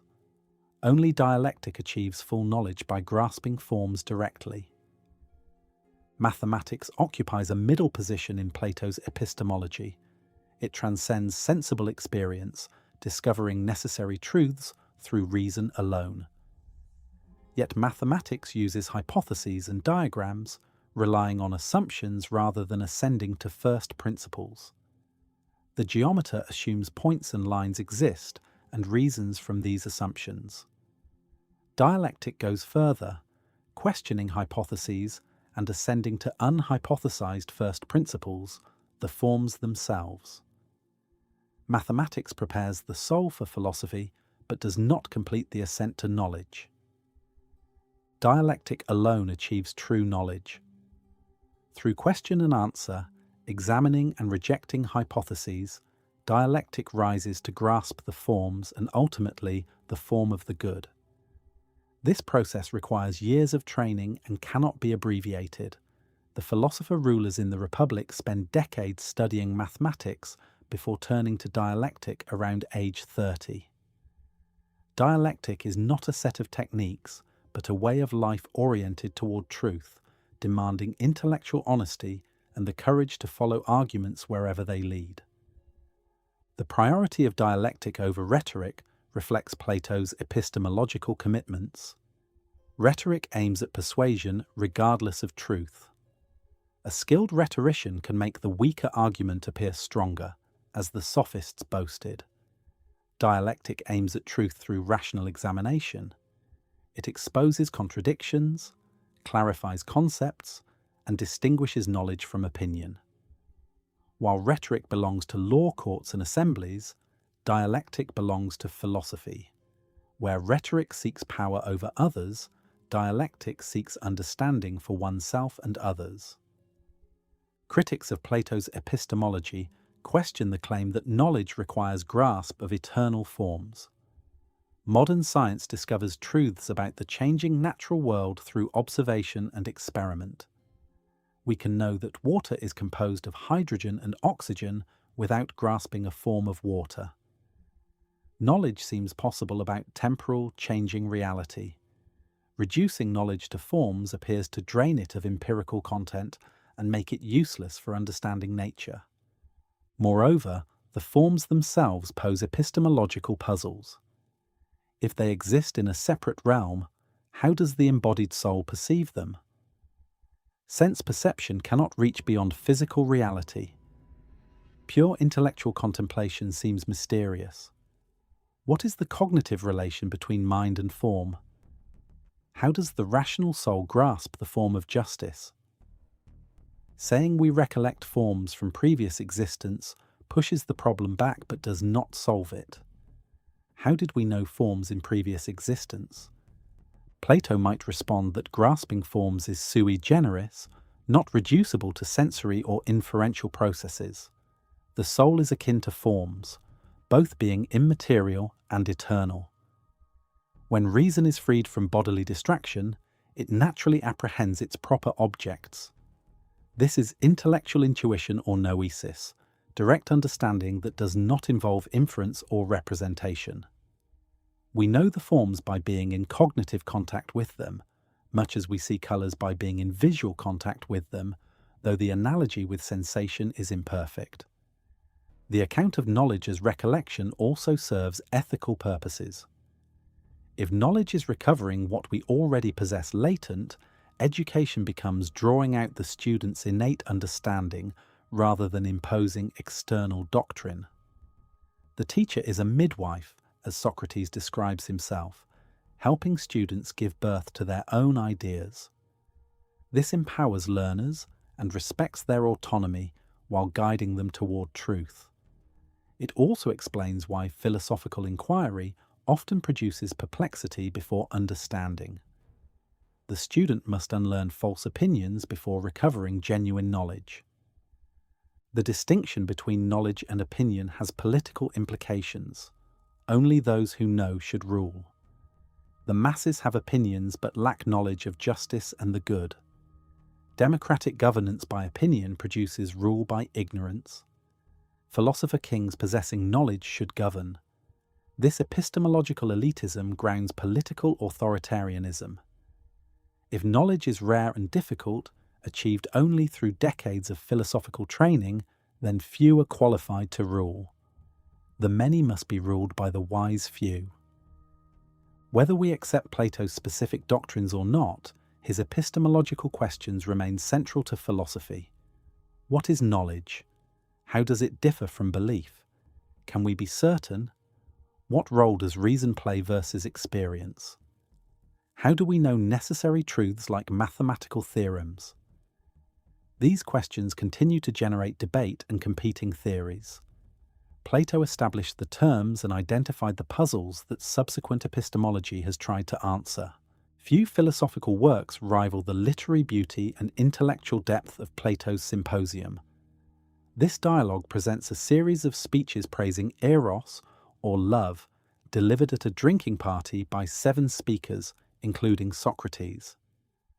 Through these varied perspectives, Plato explores the nature of love, its connection to beauty and goodness, and its role in philosophical enlightenment. The dialogue reveals love as the driving force of the soul's ascent from physical beauty to eternal beauty itself, from mortal desires to divine contemplation. The Symposium takes place at the house of the poet Agathon, who has just won a prize for his first tragedy. The guests, still recovering from heavy drinking the night before, agree to drink moderately and to take turns giving speeches in praise of Eros. The god of love has been neglected by poets, they claim, receiving less honour than he deserves. Each speaker will offer an encomium celebrating love's nature and benefits. Phaedrus speaks first, arguing that Eros is among the oldest and most honoured of gods. Love inspires courage and virtue. Lovers will perform brave deeds to impress their beloved. The famous Theban sacred band, composed of lover pairs, demonstrates how erotic bonds create military excellence. Aristophanes, the comic playwright, tells a whimsical myth about the origin of love that nonetheless contains philosophical insight. According to Aristophanes, humans were originally spherical beings with 4 arms, 4 legs, and 2 faces. They came in 3 types: male-male, female-female, and male-female. These original humans grew arrogant and threatened the gods. Zeus punished them by splitting each in half. Ever since, each half searches for its other half, longing to reunite and become whole again. Love is the desire and pursuit of wholeness, the aching need to find and merge with one's complementary half. This charming myth expresses the idea that love involves incompleteness and longing for wholeness. We love because we lack something. The beloved promises to complete us. Sexual union temporarily recreates the original unity, though the separate halves must eventually part. The myth also suggests that love is recognition of kinship, finding another who matches and completes oneself. Different types of people seek different types of partners, accounting for both heterosexual and homosexual love. Agathon, the host, delivers a rhetorically elaborate speech arguing that Eros is the youngest and most beautiful of gods. Love is delicate, walking on flowers, never touching anything hard. Love brings gentleness, courage, and the creative power that produces all art and skill. Without love, nothing beautiful can exist. The speech displays poetic eloquence, but little philosophical depth, prioritizing style over substance. When Socrates' turn comes, he proceeds differently. Rather than delivering a prepared encomium, he reports a conversation he once had with Diotima, a wise woman from Mantinea. Diotima taught Socrates about love, correcting his youthful ignorance and revealing love's true nature. This conversation within the dialogue allows Plato to present his own views while maintaining dramatic distance and honouring a female teacher. Diotima first corrects Socrates' assumption that Eros is a god. If love longs for beauty and goodness, it must lack these things. Gods lack nothing and desire nothing. Therefore, Eros is not a god, but an intermediary spirit, a daimon between mortal and divine. Love is the child of resource and poverty, conceived on Aphrodite's birthday. From his father, love is resourceful, brave, and always seeking wisdom. From his mother, love is needy, lacking, and never satisfied. This parentage explains love's nature as desire for what one lacks, combined with clever pursuit of it. Love is of the beautiful and good. We love what we lack and desire to possess it. But why do we want the beautiful and good? Diotima probes deeper. We want the beautiful and good because they bring happiness. We want happiness for ourselves. Love aims at possessing the good permanently, not temporarily. Ultimately, love is the desire for immortality, for everlasting possession of the good. But how can mortal beings achieve immortality? Through procreation. Sexual love drives animals and humans to reproduce, ensuring the continuation of the species even as individuals perish. Procreation in the beautiful is divine, Diotima claims, for it allows mortal nature to partake in immortality. The pregnant body seeks a beautiful partner in which to beget and bring forth offspring. This biological drive demonstrates love's aim at immortality through generation. Yet physical procreation is only the lower form of love's creative power. Some people are pregnant in soul rather than body. They desire to beget wisdom, virtue, and beautiful ideas rather than children. These are the poets, inventors, and above all the philosopher lawgivers who give birth to lasting wisdom and just institutions. Intellectual and spiritual creation exceeds physical reproduction, producing more enduring offspring, beautiful speeches, discoveries, virtuous citizens, and wise laws. Diotima then describes the mysteries of love, the ladder or scala by which love ascends from physical to spiritual to metaphysical beauty. Those who would approach love correctly must begin young by loving beautiful bodies. Initially, one loves a single beautiful body. Then one recognizes that beauty in different bodies is related, that all beautiful bodies share in beauty. This leads to loving all beautiful bodies and devaluing exclusive attachment to one. From physical beauty, the lover ascends to appreciate beauty of soul, recognizing that psychic beauty exceeds bodily beauty. A beautiful soul in a plain body is more worthy of love than a beautiful body with an ugly soul.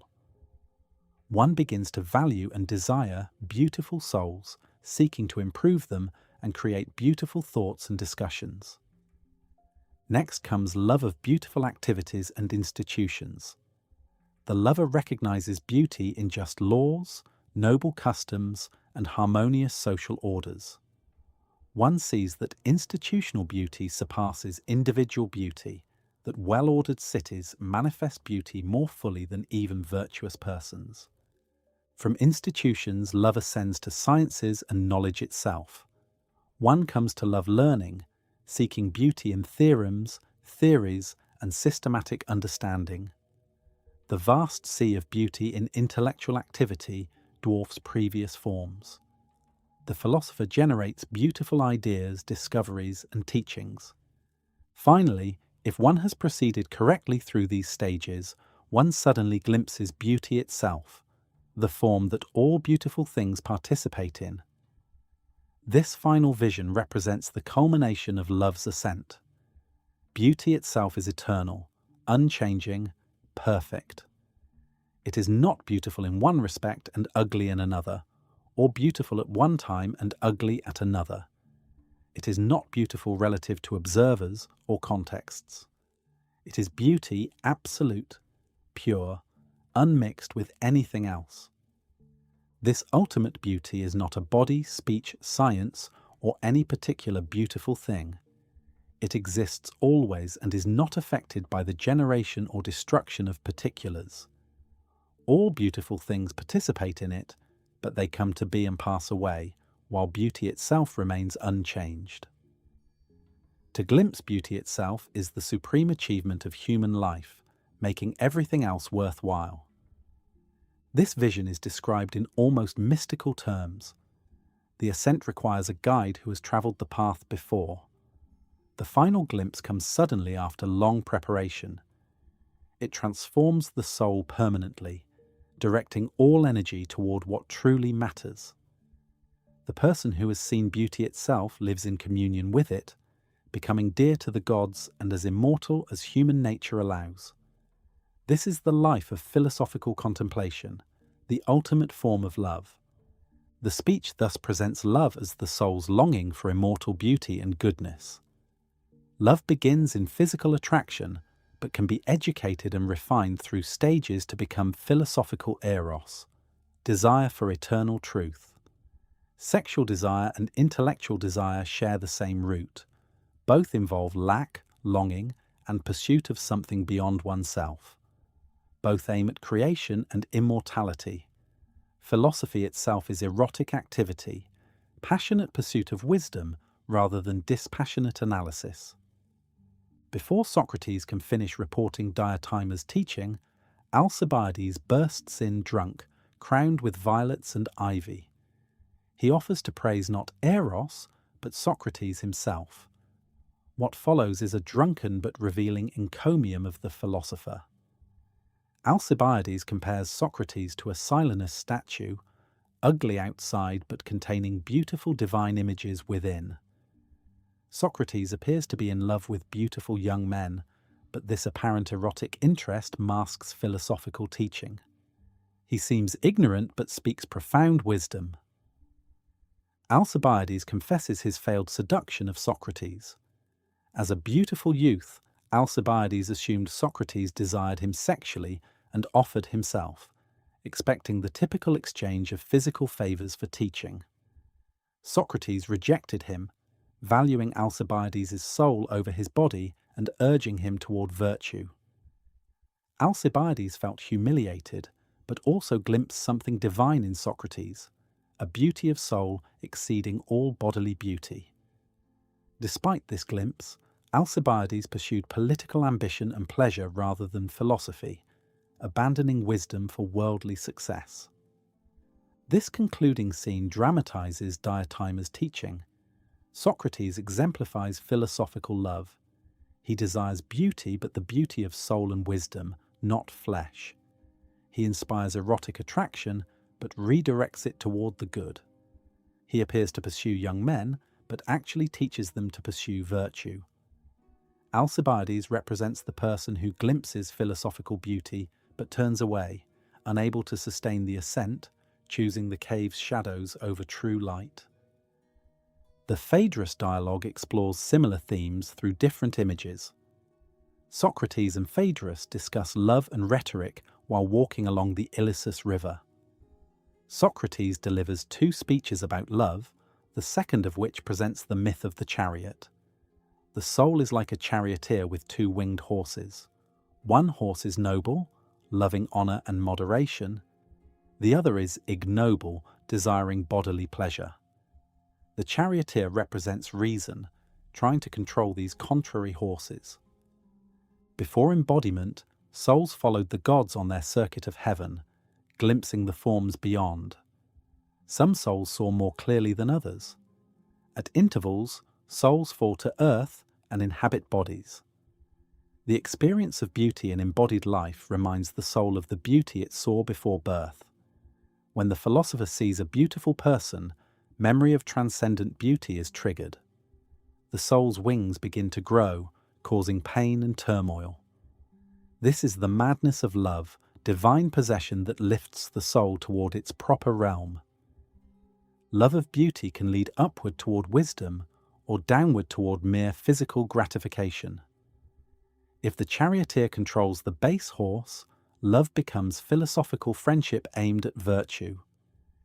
If the base horse dominates, love degrades into lust. Plato does not condemn bodily attraction itself, but insists it should be transcended or transformed into higher love. The philosophical lover values the beloved soul and seeks to make it beautiful through education. The Phaedrus also distinguishes divine madness from sobriety. 4 types of divine madness exist: prophetic, religious, poetic, and erotic. These are not diseases but gifts from gods. The madness of love exceeds moderate temperance when it inspires the soul to pursue eternal beauty. Without such madness, philosophy would be impossible.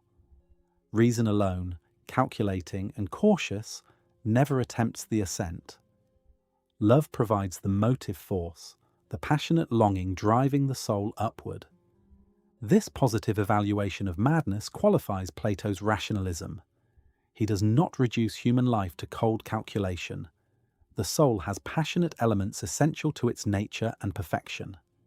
Love, inspiration, religious ecstasy, and poetic creativity involve non-rational factors. These must be guided by reason, but cannot be eliminated.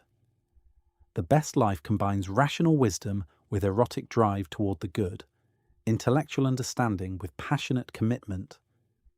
The linking of love and beauty to philosophy distinguishes Plato from purely intellectual approaches. Philosophy is not abstract theorizing, but existential quest.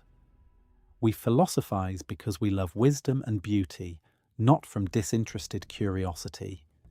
The desire for understanding is itself a form of eros. Conversely, physical love can be educated to seek spiritual beauty. The same longing drives both sexual attraction and intellectual inquiry when properly understood. Beauty plays a special role in this ascent. Among the forms, beauty manifests most clearly in sensible experience. A beautiful person or object provides direct encounter with the form's reflection.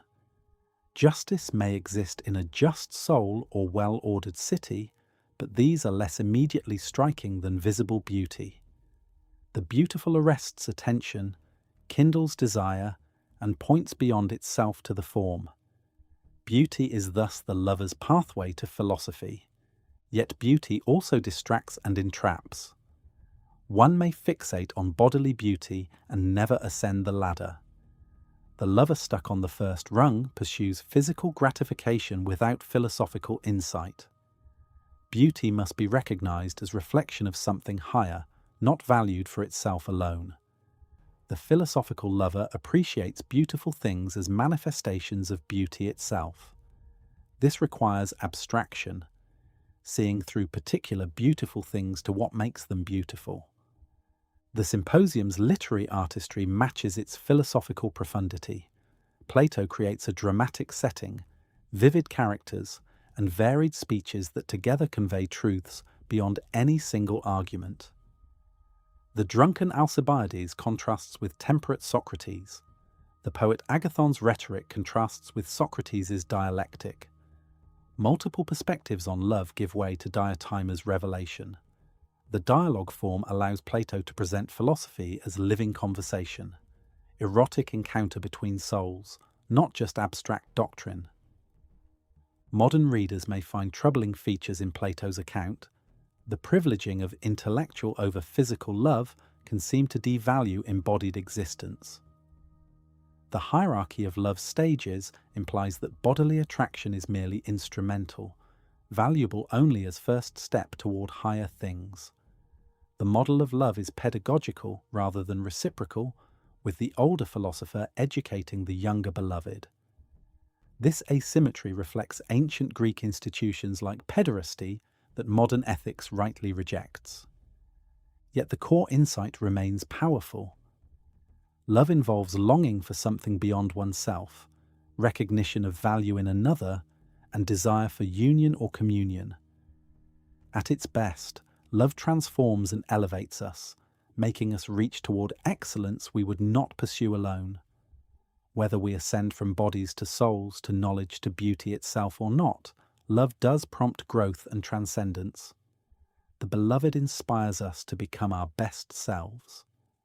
This pedagogical dimension of love, when combined with genuine care and reciprocity, enriches relationships. Plato's vision of love as the soul's deepest longing for eternal beauty provides metaphysical grounding for human relationships. Love is not merely biological or cultural, but cosmic. It connects us to transcendent reality. Through love, properly educated, we participate in the divine order. The philosopher who contemplates beauty itself loves most fully because loving what is truly and perfectly beautiful.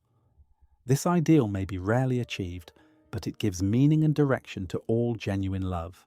The nature of the soul and its fate after death preoccupied ancient philosophy, informing both metaphysics and ethics. If the soul is mortal, flourishing briefly and then extinguished, ethical exhortations to prefer justice over pleasure lose force. Why sacrifice present enjoyment for virtue if death ends all? Conversely, if the soul is immortal, eternal consequences attend our choices. Plato argued extensively for the soul's immortality, presenting multiple arguments across several dialogues. His metaphysical commitments made immortality essential, for the soul's kinship with eternal forms required its own eternal nature. The word psyche, translated as soul, meant more than modern soul or mind. It signified the principle of life and motion in living beings, what distinguishes animate from inanimate. Soul is what makes a body alive, capable of perception, desire, and thought. For Plato, soul is not material, but immaterial, not a product of bodily processes, but an independently existing entity temporarily embodied. Death is the separation of soul from body, not annihilation, but liberation. The Phaedo presents the fullest arguments for immortality, set on Socrates' last day as he prepares to drink hemlock. The dialogue's dramatic setting reinforces its theme. If Socrates faces death calmly, confident of immortality, his arguments must be compelling. The dialogue presents four main arguments for the soul's immortality, each reflecting different aspects of Plato's philosophy. The first argument proceeds from opposites. All things come to be from their opposites. The tall comes from the short, the faster from the slower, the living from the dead, and the dead from the living. If the dead did not come back to life, eventually everything would be dead. The process must go both ways. Souls of the dead must return to life, implying their continued existence after death. This argument seems weakest to modern readers, relying on questionable assumptions about opposites and natural cycles. The second argument appeals to recollection. The doctrine that learning is remembering what the soul knew before birth implies pre-existence. If the soul existed before this life, it will likely exist after as well. Pre-existence and post-existence go together. This argument establishes only that the soul exists before and after embodiment, not that it is everlasting. The soul might exist between lives, but still eventually perish. To prove genuine immortality, more is needed. The third argument comes from affinity. Some things are composite and changeable, others simple and unchanging. Composite things can be destroyed by breaking apart. Simple things cannot be destroyed as they lack parts to separate.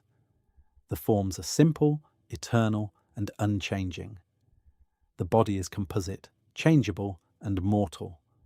The soul is more akin to forms than to body. It grasps eternal truths, contemplates forms, and functions best when freed from bodily distraction. Therefore, the soul is likely to be simple, eternal, and indestructible like the forms it knows. This affinity argument proves the soul's similarity to immortal forms, but does not conclusively demonstrate the soul itself is immortal. Perhaps the soul is merely less changeable than body, without being completely unchanging. Perhaps it is composite in a subtle way. The argument establishes the soul as intermediate between forms and physical objects, but immortality requires more definitive proof. The fourth and most sophisticated argument addresses these weaknesses. Socrates argues from the soul's essential nature. What is it that makes a body alive? The presence of soul. What does soul bring when it enters a body? Life. Soul is essentially connected to life, bringing life wherever it goes. Now, can soul ever admit death, which is the opposite of life? No, for then it would have to admit what is contrary to its essential nature. Fire is essentially hot and cannot admit cold while remaining fire. Snow is essentially cold and cannot admit heat while remaining snow. The soul is essentially alive and cannot admit death while remaining soul. When death approaches a human being, the mortal part, the body, dies and dissolves. But the soul, which cannot admit death, must withdraw and depart. It cannot remain and be dead, for that contradicts its nature. Therefore the soul is immortal and indestructible. This argument connects the soul's immortality to its essence as the principle of life. Anything that brings life cannot be subject to death. The soul's very function and nature guarantee its immortality. Critics have questioned whether this proves genuine everlasting immortality, or merely that souls cannot die in the sense of ceasing to exist suddenly. Perhaps souls gradually weaken or dissipate over vast stretches of time. Perhaps souls transform into something else that is not soul, Plato seems aware that his arguments are not absolutely conclusive, having Socrates acknowledge that the case requires further examination. Yet he maintains that these arguments together make immortality highly probable and reasonable to believe. The Phaedo also describes the soul's journey after death. This section shifts from argument to myth, acknowledging that certainty about the afterlife is impossible, but that a noble account is worthwhile. Socrates recounts a vision of the earth as a sphere with many hollows where humans live. True philosophers ascend after death to a pure existence. Those obsessed with bodily pleasures are reincarnated in animal forms, matching their dominant desires. The gluttonous become donkeys, the violent become wolves or hawks. Souls that have lived moderately without philosophy are reborn as social creatures like bees or ants. Only souls purified through philosophy escape the cycle of reincarnation entirely, dwelling forever with the gods. The afterlife rewards and punishments are proportionate to one's life of justice or injustice. The truly incurable are cast into Tartarus forever. Most souls undergo temporary punishment or reward before rebirth. This ethical eschatology gives cosmic significance to moral choice. The Republic ends with a similar eschatological myth. A warrior killed in battle, returns to life to report what he saw in the afterlife. Souls were judged and sent to heaven or underground for rewards or punishments lasting 1,000 years. After this period, souls returned to choose their next lives. The choice revealed each soul's character. Some foolishly chose lives of power and pleasure, leading to misery. Others wisely chose moderate lives conducive to virtue. The process of choosing is illuminating. Lots determined the order of choosing, but each soul freely chose from available lives. The first chooser, his wisdom dulled by the easy life in heaven, hastily selected the life of a powerful tyrant without examining it carefully. Too late he saw it included eating his own children and suffering terribly. He blamed chance and the gods, not his own thoughtless choice. This dramatizes how souls unprepared by philosophy make disastrous choices even when given freedom. Odysseus, having learned wisdom through suffering, chose last and selected an ordinary private life, seeking neither power nor fame. Orpheus chose to be reborn as a swan, refusing human form because women had killed him in his previous life. Ajax became a lion, Agamemnon an eagle. Animal souls also chose new lives, with some becoming human. After choosing, souls drank from the river of forgetfulness and were reborn, remembering nothing of their previous existence or their choice. This myth of air reinforces several Platonic themes. The soul is immortal and repeatedly incarnated. Character formed in one life affects choices in the next. Philosophy educates the soul to choose wisely even when memory is wiped. Justice benefits the soul eternally while injustice harms it. Free will exists, with souls responsible for their choices despite external constraints. The gods are not responsible for evil. Human choice is. The tripartite division of the soul discussed in the Republic raises questions about immortality. If the soul has three parts, rational, spirited, and appetitive, do all three survive death? In Republic Book 10, Socrates argues that only the rational part is truly the soul, while spirit and appetite are accretions resulting from embodiment. In its pure state, the soul is rational and divine. The other parts develop through association with body and presumably dissolve at death. This suggestion appears inconsistent with earlier discussions treating all three parts as integral to the soul. The Timaeus offers a cosmological account of the soul's creation. The Demiurge, a divine craftsman, fashioned souls from a mixture of sameness, difference, and being. These cosmic souls were implanted in bodies made by lesser gods. The rational soul is immortal, located in the head. The mortal soul has two parts, spirited and appetitive, located in chest and abdomen respectively. These mortal parts perish with the body while the rational soul continues. This account suggests only reason survives death, with spirited and appetitive elements being mortal additions. Yet if only the rational part survives, what personal continuity exists? You are not merely your rational faculty, but include emotions, desires, and personal history. If these aspects perish, in what sense does you survive? Plato may hold that the true self is the rational soul, with emotions and appetites being alien impositions. The purified soul in the afterlife is more authentically you than the embodied personality. Still, this creates puzzles about personal identity and the significance of immortality. Reincarnation further complicates personal identity. If you are reborn without memory of previous lives, are you the same person? Locke would later argue that personal identity requires continuity of consciousness. Plato seems to hold that the soul remains the same substance across incarnations even when memory is lost. Character traits and dispositions carry over even when specific memories do not. The philosophical soul retains wisdom at some level, enabling it to choose wisely even after drinking from forgetfulness. The soul's immortality grounds Plato's ethics. If death ended everything, the just person tortured would be genuinely worse off than the unjust person flourishing. Cosmic justice requires that virtue and vice receive appropriate consequences. The afterlife provides theodicy, explaining why the wicked prosper and the righteous suffer in this life. Temporary earthly injustice is corrected by eternal consequences. The soul's choices shape its eternal destiny, giving ultimate significance to ethical decisions. Philosophy itself is preparation for death according to the Phaedo. The philosopher practices dying by separating the soul from bodily concerns.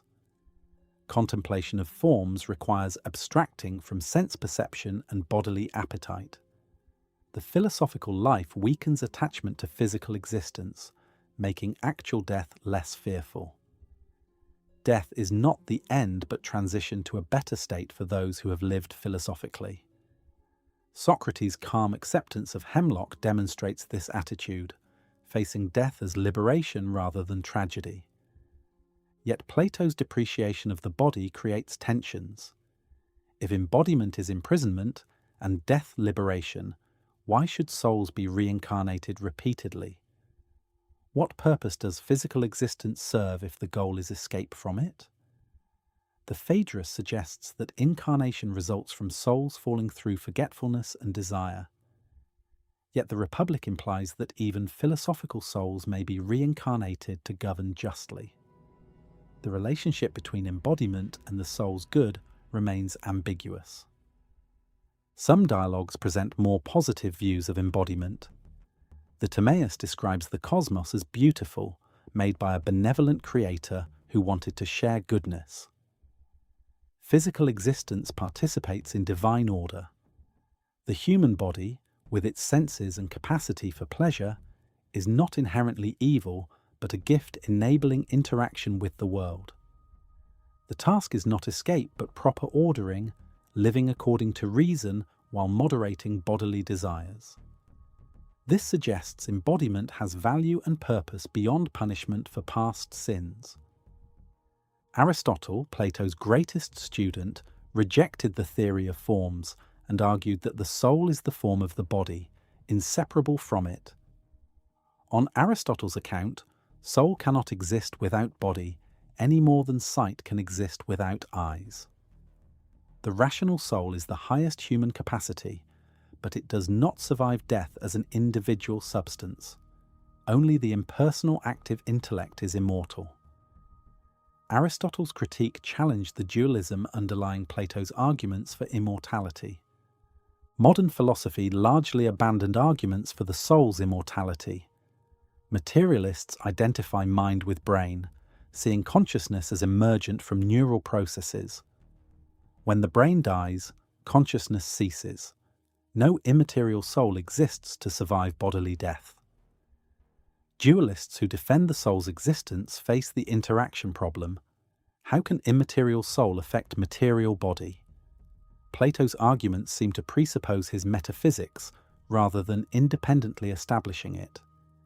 If we reject forms, the argument from affinity fails. If we reject recollection, pre-existence is unproven. Yet the question of survival remains existentially urgent. Is death annihilation or transition?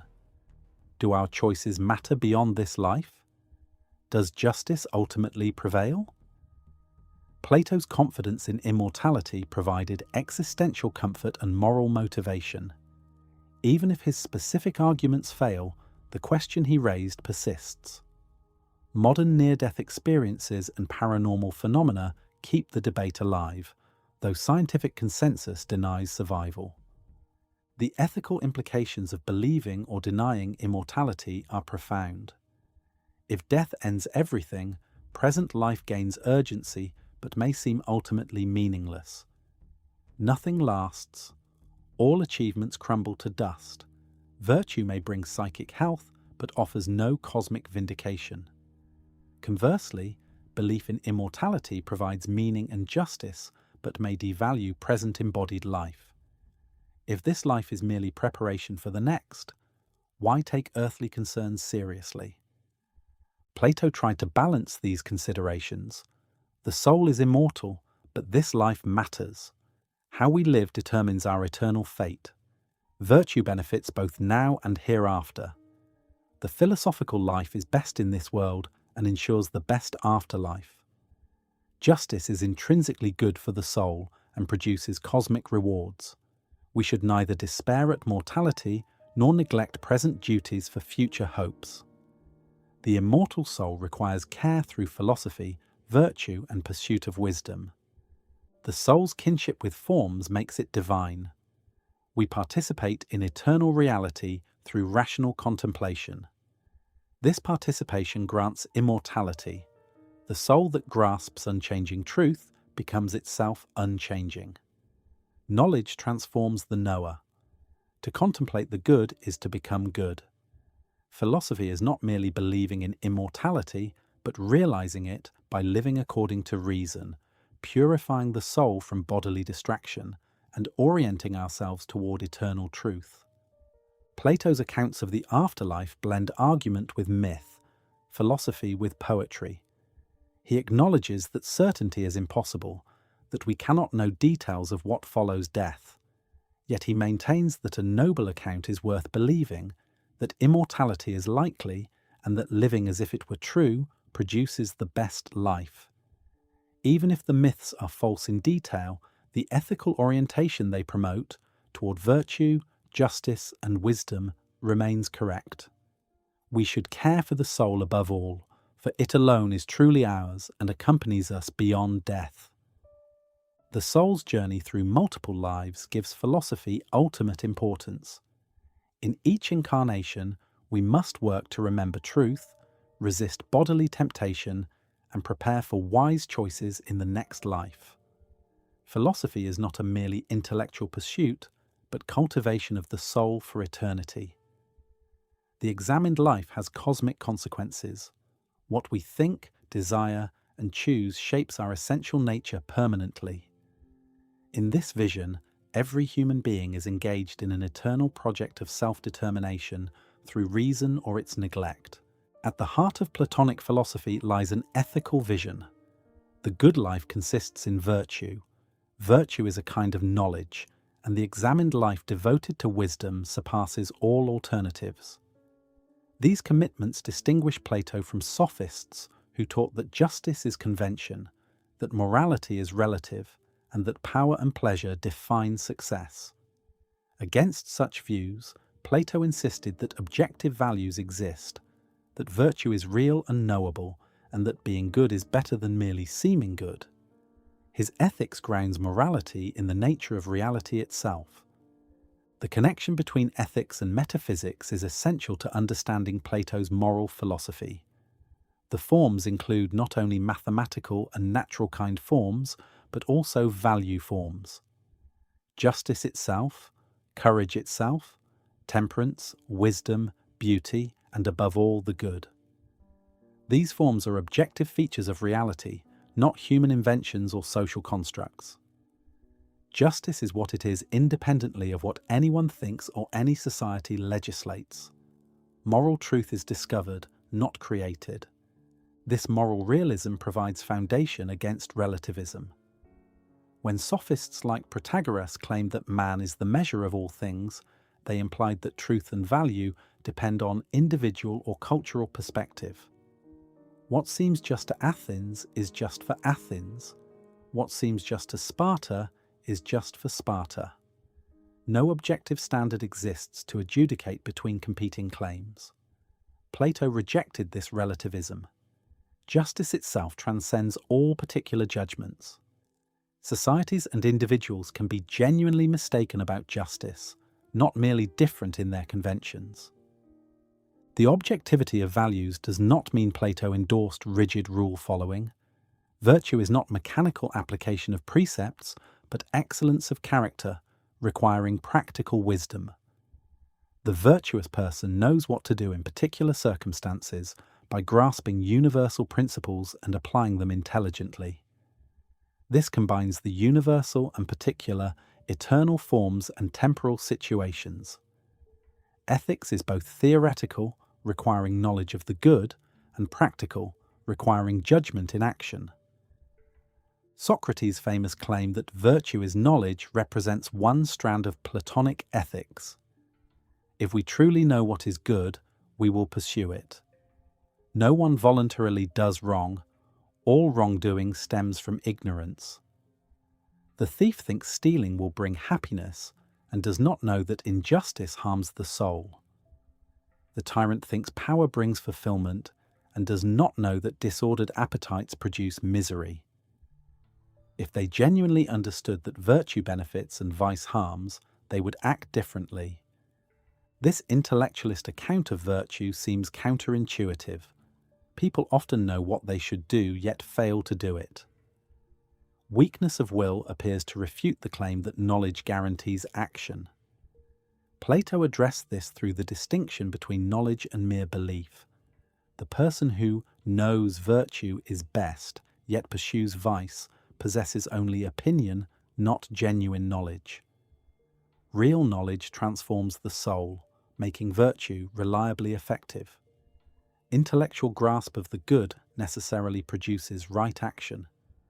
Yet Plato's psychology complicates this picture. The tripartite soul includes not only reason, but spirit and appetite. Even when reason knows the good, spirit may rebel through anger, or appetite may resist through desire. The Phaedrus's chariot image shows reason struggling to control contrary horses.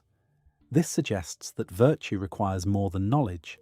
It demands proper training and harmonization of all psychic elements. Knowing the good is necessary but not sufficient for virtue. The unity of virtues doctrine holds that all virtues are ultimately one. Courage, temperance, wisdom, and justice are not separate traits but aspects of one well-ordered soul. True courage requires wisdom to identify genuine dangers. Temperance requires courage to resist temptation. Justice harmonizes all virtues. A person cannot have one virtue without having all, since each depends on the others. This unity follows from virtue being knowledge of the good. Whoever knows the good completely possesses all virtues. Critics question whether virtues are truly unified.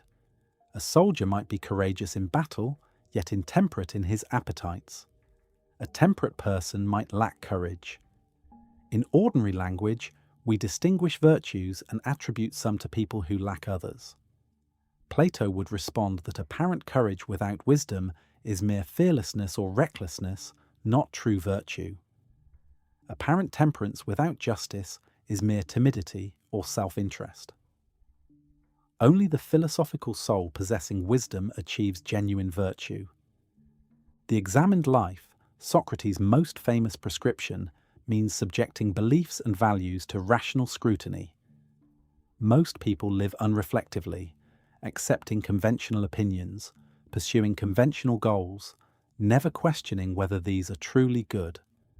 The philosopher examines everything, asking what justice really is, whether honor or pleasure truly matters, how one should live. This examination often reveals that conventional wisdom is confused or contradictory. The Socratic method of cross-examination aims at exposing ignorance as the first step toward wisdom. By questioning people about their values and beliefs, demonstrating contradictions and confusions, Socrates stripped away false confidence. Experiencing aporia, the state of puzzlement when cherished beliefs collapse, motivates genuine inquiry. Only by recognizing we do not know can we begin seeking wisdom. The unexamined life takes appearances for reality and mistakes opinion for knowledge. But examination for its own sake is not enough. Philosophy aims at truth, not merely critique. After exposing ignorance, the philosopher must pursue positive knowledge of the good. This requires the long educational process described in the Republic. Mathematical training followed by dialectic, culminating in contemplation of the forms. Most people never complete this journey, remaining in opinion. Even those who begin examination often stop at skepticism without ascending to knowledge. The relationship between ethics and happiness is central to Plato's moral philosophy. Virtue is not merely duty conflicting with self-interest, but constitutes true happiness. The virtuous person is happier than the vicious, not just in the long run or in the afterlife, but intrinsically. Justice orders the soul properly. Injustice disorders it. A well-ordered soul is happy, a disordered soul miserable. This eudaimonistic ethics makes virtue and happiness converge rather than conflict. This claim strikes many as implausible. The tortured just person seems less happy than the flourishing unjust person. Glaucon's challenge in the Republic presents precisely this problem. Socrates responds that happiness is psychic health, not pleasure or external success. The tortured just person retains a healthy soul. The flourishing unjust person suffers a diseased soul. Internal disorder is worse than external suffering. This requires redefining happiness as excellence of soul rather than pleasant feelings or worldly success. Whether Plato's redefinition succeeds depends on whether we accept his account of the soul and the good. If we identify happiness with pleasant experiences or satisfaction of desires, then the tortured just person is not happy. If we identify happiness with objective flourishing and psychic order, then Plato's claim becomes more plausible. The debate reflects deeper disagreements about human nature and the good. Modern ethical theories often reject the ancient identification of virtue with happiness, allowing that duty may require self-sacrifice. The role of pleasure in the good life receives complex treatment in Plato's dialogues. Some passages seem to condemn pleasure entirely, portraying philosophy as ascetic rejection of bodily satisfaction. Other passages acknowledge that pleasure has a place in the good life if properly ordered. The Philebus dialogue examines pleasure and knowledge, concluding that the best life combines both, but gives priority to wisdom. Pleasures must be evaluated by whether they contribute to virtue and understanding. Plato distinguishes true and false pleasures. Some pleasures involve relief from pain rather than genuine satisfaction. The thirsty person's pleasure in drinking merely ends the pain of thirst. Other pleasures depend on false beliefs. The ambitious person's pleasure in honor rests on falsely valuing others' opinions. True pleasures are pure, unmixed with pain, and based on truth. The philosopher's pleasure in contemplation surpasses bodily pleasure in quality, even if not quantity.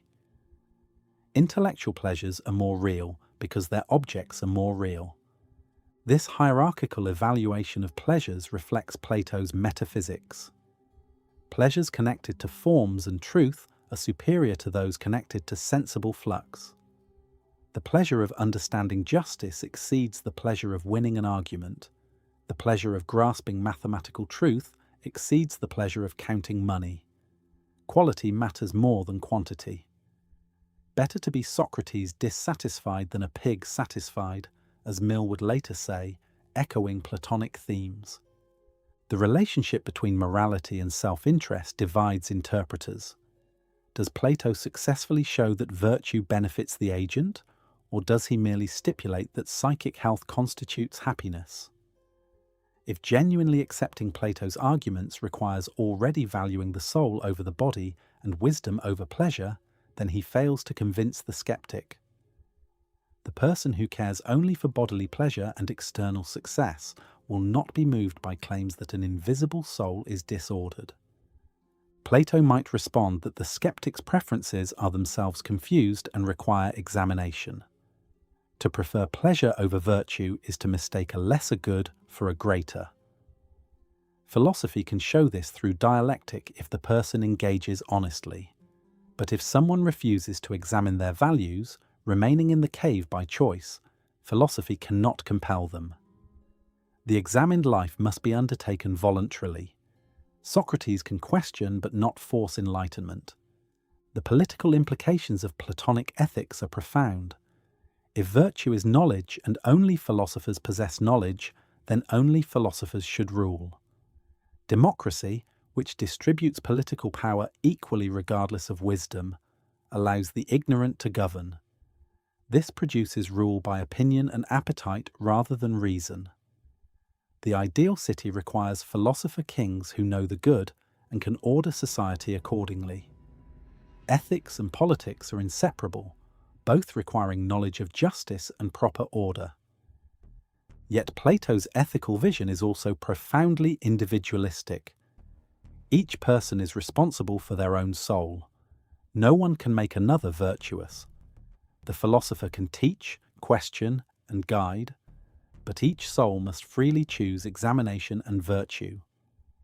The Republic's education of guardians requires voluntary cooperation. Those who resist cannot be enlightened by force. The examined life demands individual commitment to truth regardless of social pressure or conventional opinion. The tension between Plato's authoritarian politics and his emphasis on individual philosophical inquiry has troubled readers.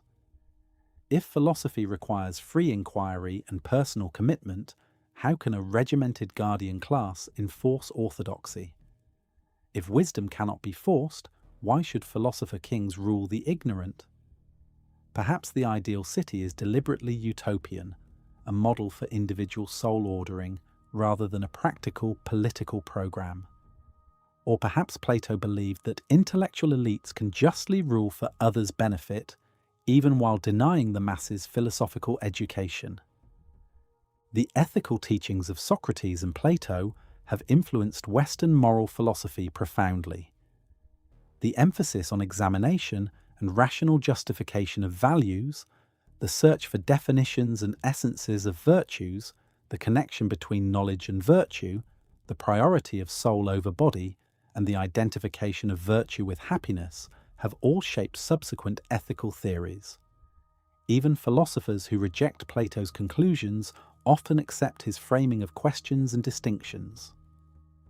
Christian ethics absorbed Platonic elements, particularly the emphasis on the soul's immortality, the subordination of body to spirit, and the pursuit of eternal rather than temporal goods. Medieval philosophers synthesized Platonism with Christian revelation, seeing forms as ideas in God's mind. The examined life became the spiritually directed life. Contemplation of the good transformed into contemplation of God. Virtue remained central to Christian ethics, even as grace supplemented human effort. Modern secular ethics often rejects Platonic metaphysics while retaining ethical insights.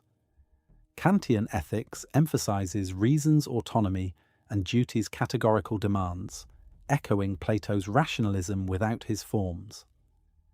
Virtue ethics, revived in recent decades, returns to ancient emphasis on character and flourishing, though usually without accepting Plato's psychic division or belief in immortality. Even consequentialists who reject virtue ethics must address Socratic questions about what makes life worth living. Plato's ethics ultimately rests on the conviction that reality has intrinsic value and structure accessible to reason. The good is not arbitrary divine command, cultural convention, or subjective preference, but objective feature of reality. Knowing the good enables right action and constitutes happiness. The examined life devoted to seeking wisdom surpasses all alternatives because wisdom alone grasps what truly matters. Though we may reject specific Platonic doctrines, his ethical vision continues to challenge and inspire all who wonder how to live well. Among Plato's most distinctive contributions to philosophy is the dialectical method, the practice of pursuing truth through question and answer, examining and testing claims systematically to expose contradictions and achieve understanding. Dialectic is not merely a pedagogical technique, but the highest form of intellectual activity, the path by which the soul ascends from opinion to knowledge. Through the dialogue form itself, Plato demonstrates dialectic in action, showing philosophy as living conversation rather than static doctrine. The word dialectic derives from the Greek dialogein, meaning to converse or discuss. At its simplest, dialectic is dialogue, two or more people exchanging questions and answers about some topic. But Socratic dialectic has a specific structure and purpose. It begins with a question-seeking definition. What is justice? What is courage? What is knowledge? The interlocutor proposes an answer. Socrates examines this answer through further questioning, showing that it leads to consequences the respondent does not accept or contradicts other beliefs they hold. This process of examination or elenchus proceeds systematically. Socrates gets his interlocutor to agree to various premises. He then shows that these premises, combined with the proposed definition, entail a conclusion the respondent rejects. Something must be given up. Either the definition is wrong, or one of the accepted premises is wrong, or the rejected conclusion must be accepted. Usually the interlocutor abandons the definition, recognizing it is inadequate. A new definition is proposed, and the process repeats. The goal is not to win an argument or embarrass the respondent, but to arrive at truth collaboratively. Socrates insists he does not know the answers himself.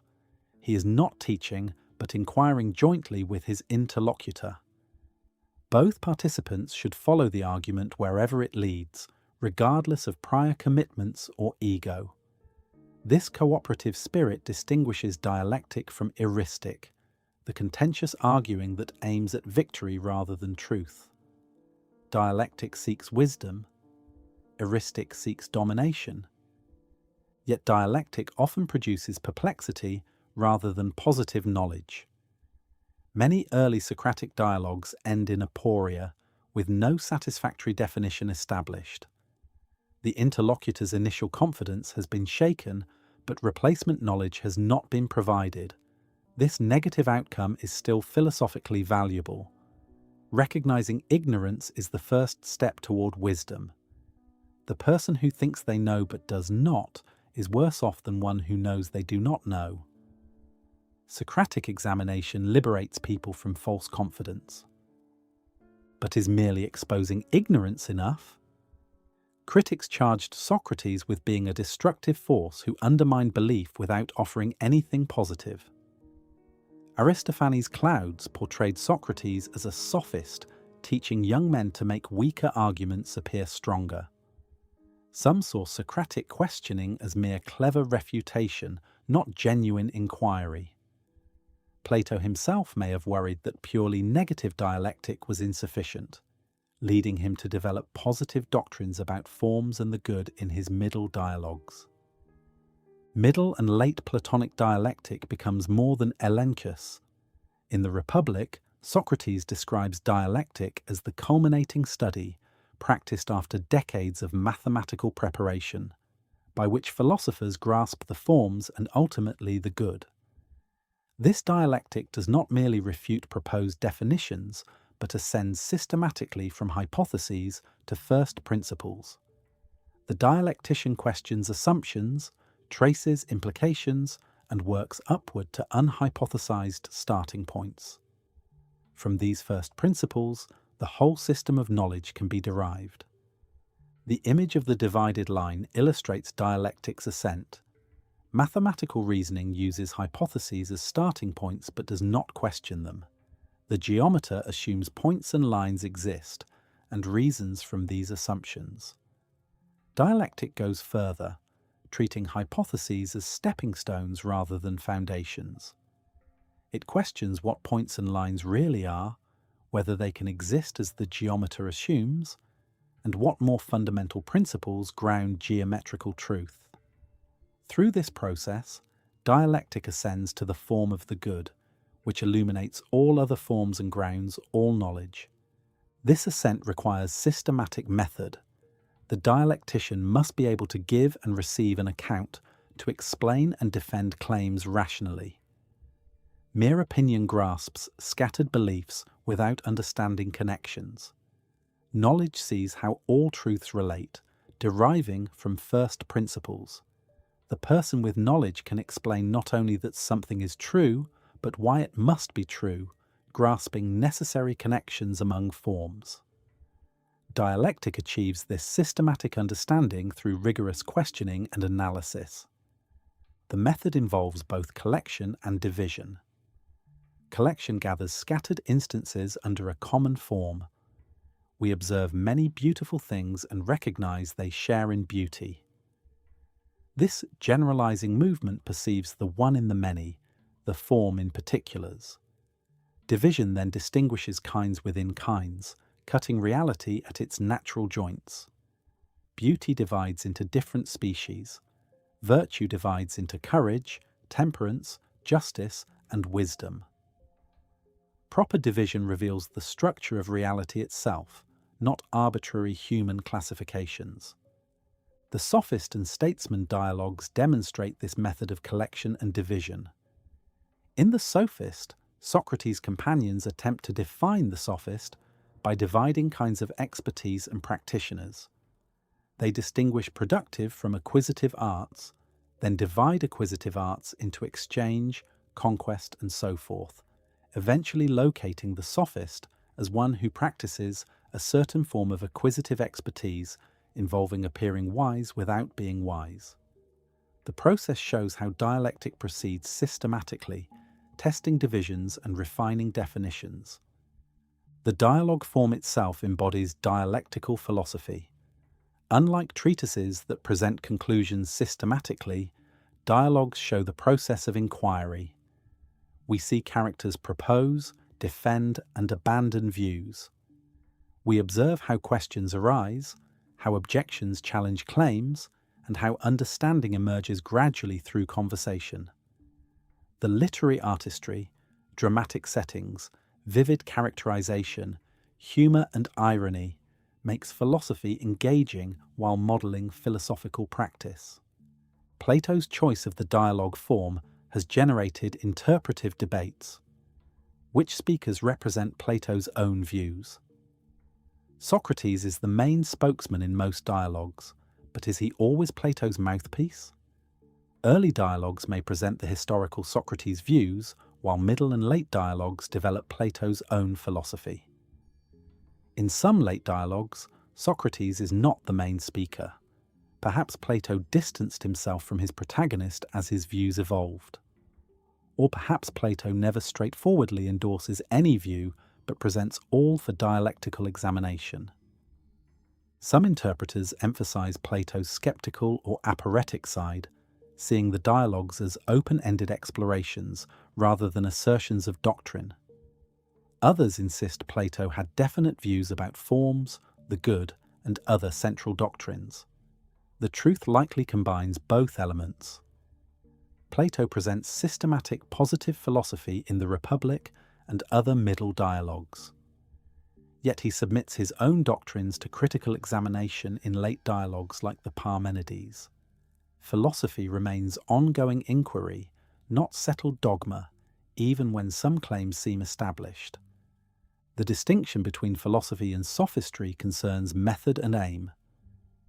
Sophists taught rhetoric for pay, claiming to make weaker arguments appear stronger and to provide success in public life. They emphasized persuasion regardless of truth. The sophist cares about winning arguments, gaining students, and earning fees. The philosopher cares about truth, understanding, and wisdom. Where sophistry is heuristic, aiming at victory, philosophy is dialectical, aiming at knowledge. Yet sophists like Protagoras and Gorgias possessed intellectual sophistication and raised important questions about knowledge, language, and values. Plato engaged them seriously, even while criticizing their relativism and moral skepticism. The Protagoras and Gorgias dialogues present sophisticated sophistic positions before refuting them. Plato recognized that sophists forced philosophy to clarify its own commitments and methods. By showing what philosophy is not, sophistry helped define what it is. Rhetoric also receives complex treatment. In the Gorgias, Socrates condemns rhetoric as mere flattery, a knack for producing pleasure without knowledge of what is truly good. Rhetoric is to the soul what pastry making is to the body, producing pleasant sensations without genuine nourishment. True art of soul care is philosophy, which seeks psychic health even when the process is unpleasant. Yet in the Phaedrus, Socrates allows that philosophical rhetoric is possible, rhetoric that knows truth and uses language to guide souls toward it. The difference is whether rhetoric serves truth or mere persuasion. Dialectic's role in education makes it potentially dangerous. The Republic warns that young people exposed to dialectic too early may misuse it. They observe that any position can be questioned and every belief challenged. This leads to nihilistic skepticism, rejecting all authority and values. They practice refutation as a game, not genuine inquiry, becoming contentious and arrogant. Therefore, dialectic should be taught only to mature students whose characters are already formed and who will use the method responsibly. This warning reflects historical experience. Some of Socrates' young associates became cynical manipulators or violent tyrants.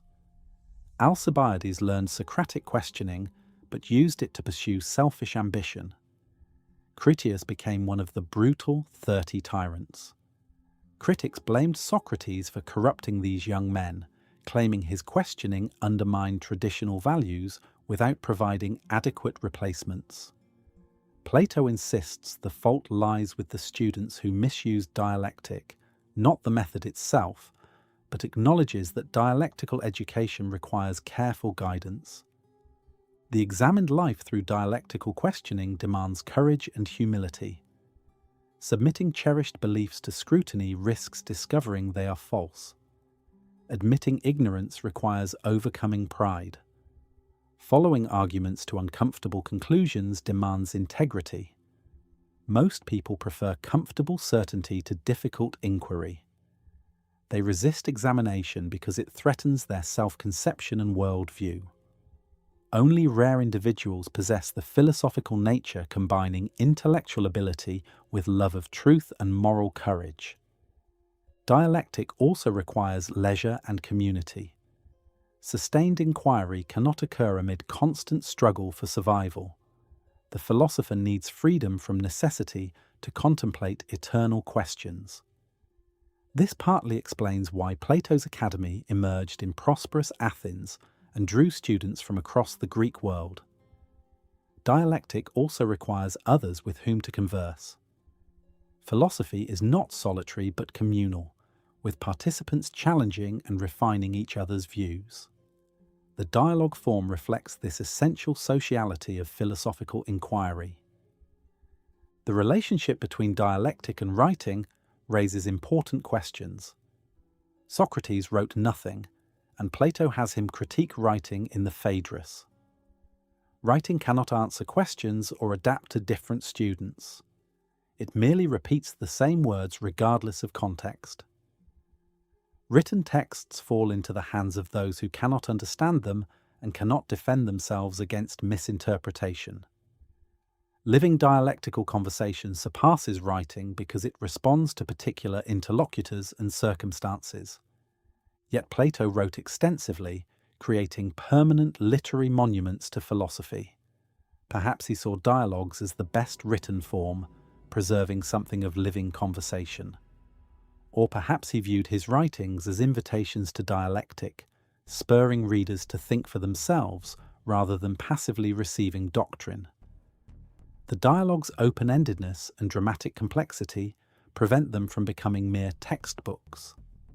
They challenge readers to engage actively, joining the conversation rather than memorizing conclusions. The method of hypothesis appears in several dialogues as a dialectical technique. When facing perplexity, the inquirer assumes a hypothesis and examines its consequences. If the consequences are acceptable, the hypothesis stands provisionally. If not, it is rejected or revised. This hypothetical method allows progress when starting principles are unclear. The Meno uses it to address whether virtue is teachable by first hypothesizing whether virtue is knowledge. The Phaedo employs it in arguing for immortality. This method influenced later scientific reasoning. Forming hypotheses and testing them against evidence became standard in natural science. Yet Platonic dialectic aims ultimately to transcend hypotheses, reaching unhypothesized first principles known with certainty. Science may permanently remain at the hypothetical stage, never achieving absolute knowledge. Plato believed philosophy could ascend beyond hypothesis to grasp forms directly. Whether this is possible or merely an impossible ideal remains contested. Dialectic thus stands at the center of Plato's philosophical vision. It is the method by which we pursue truth, the activity that distinguishes philosophy from sophistry, and the means by which the soul ascends from opinion to knowledge. Through dialectical examination, we escape the cave of false belief, recognizing ignorance and gradually approaching wisdom. The dialogue form itself embodies this process, inviting readers to join the eternal conversation about justice, beauty, knowledge, and the good life. No figure in Western intellectual history rivals Plato's influence. For nearly 25 centuries, his ideas have shaped philosophy, theology, political theory, and culture. Medieval Christianity synthesized Platonic and biblical thought. Renaissance humanists returned to Plato as inspiration against scholastic stagnation. Modern philosophy defines itself partly through accepting or rejecting Platonic claims about reality, knowledge, and value. Understanding Plato is essential to understanding the Western tradition itself. Alfred North Whitehead famously remarked that all of Western philosophy consists of footnotes to Plato. This is both exaggeration and deep truth. Plato did not address every philosophical question, and much subsequent thought departs from his conclusions. Yet he established the questions, methods, and conceptual framework within which Western philosophy operates. The problems of universals, the nature of knowledge, the relationship between mind and reality, the foundation of ethics, and the ideal of political justice all receive classical formulation in Platonic dialogues. Plato's most immediate influence operated through his student Aristotle. Despite Aristotle's sharp criticisms of the theory of forms, his own philosophy remained deeply Platonic in structure and concerns. Aristotle's teleological worldview, his virtue ethics, his emphasis on contemplation as highest human activity, his systematic ambition, and his founding of the Lyceum all reflect Platonic influence. The rivalry between Platonism and Aristotelianism structured subsequent philosophical development, with Neoplatonism and medieval Aristotelianism representing competing syntheses. The academy Plato founded continued for nearly 9 centuries until closed by Justinian in 529 CE. Through its long existence, the Academy transmitted Platonic philosophy and trained generations of thinkers. Various schools of Platonism developed, emphasizing different aspects of the master's thought. The Old Academy under Speusippus and Xenocrates worked out systematic metaphysics. The Middle Academy under Arcesilaus turned skeptical, emphasizing Socratic questioning. The New Academy under Carneades developed probabilistic epistemology. Neoplatonism, beginning with Plotinus in the 3rd century CE, became the most influential later development of Platonic thought. Plotinus synthesized Plato, Aristotle, and Stoic ideas into a comprehensive system centered on the One, an absolutely transcendent first principle beyond being itself. From the One emanates intellect, which contains the forms. From intellect emanates soul, which generates the material cosmos. The human soul's task is ascending back through these levels to mystical union with the One. Neoplatonic philosophy profoundly influenced Christian theology. Early church fathers like Justin Martyr, Clement of Alexandria, and Origen drew on Platonic ideas to articulate Christian doctrine. Augustine's theology synthesized Neoplatonism with biblical revelation, locating the forms in God's mind and presenting spiritual ascent as return to God. Augustine's Confessions reads like a Christianized Phaedrus, with the soul's restless longing for God replacing erotic desire for beauty. His City of God applies Platonic political ideas to providential history. The wedding of Platonism and Christianity created medieval Western thought. Platonic metaphysics provided conceptual tools for understanding God's nature, the soul's immortality, and the relationship between temporal and eternal. The emphasis on reason's power to grasp truth supported natural theology's project of demonstrating God's existence philosophically. Ascetic strands in Plato harmonized with monastic life. The vision of philosopher kings became the ideal of priests and bishops ruling by wisdom. Yet tensions existed between Platonism and Christianity. Plato's belief in reincarnation conflicted with resurrection. His view of the body as soul's prison contradicted the goodness of creation. The eternity of forms seemed to compromise God's sovereignty. Platonic reliance on reason's unaided power to reach truth might minimize revelation's necessity. Medieval theologians worked to harmonize or choose between competing claims, sometimes privileging faith over philosophy when conflicts arose. Islamic philosophy also absorbed Platonism through translations and commentaries. Al-Farabi, Avicenna, and others developed philosophical theologies drawing on Plato, Aristotle, and Neoplatonism. The Platonic Academy's intellectual style influenced Islamic scholarship, with philosophy, mathematics, and science pursued in the House of Wisdom and other institutions. Plato's Republic inspired political philosophy, exploring the ideal Islamic state. The vision of philosopher prophets combined Platonic and Quranic themes. The Renaissance witnessed Platonic revival as alternative to medieval Aristotelianism. Marsilio Ficino translated Plato's complete works into Latin, making them widely accessible for the first time. Ficino's Platonic Academy in Florence inspired humanist thought celebrating beauty, love, and wisdom. Pico della Mirandola's Oration on the Dignity of Man presented humans as self-creating beings ascending toward divinity through knowledge, a Platonic vision adapted to Renaissance humanism. Early modern philosophy defined itself partly through rejecting Platonic metaphysics. Bacon criticized Plato's emphasis on abstract forms rather than empirical observation, advocating experimental natural philosophy. Hobbes's materialism denied immaterial souls and forms. Locke's empiricism rejected innate ideas, arguing all knowledge derives from experience.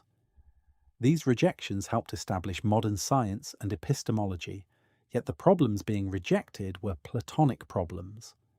Even in opposition, Plato structured the debate.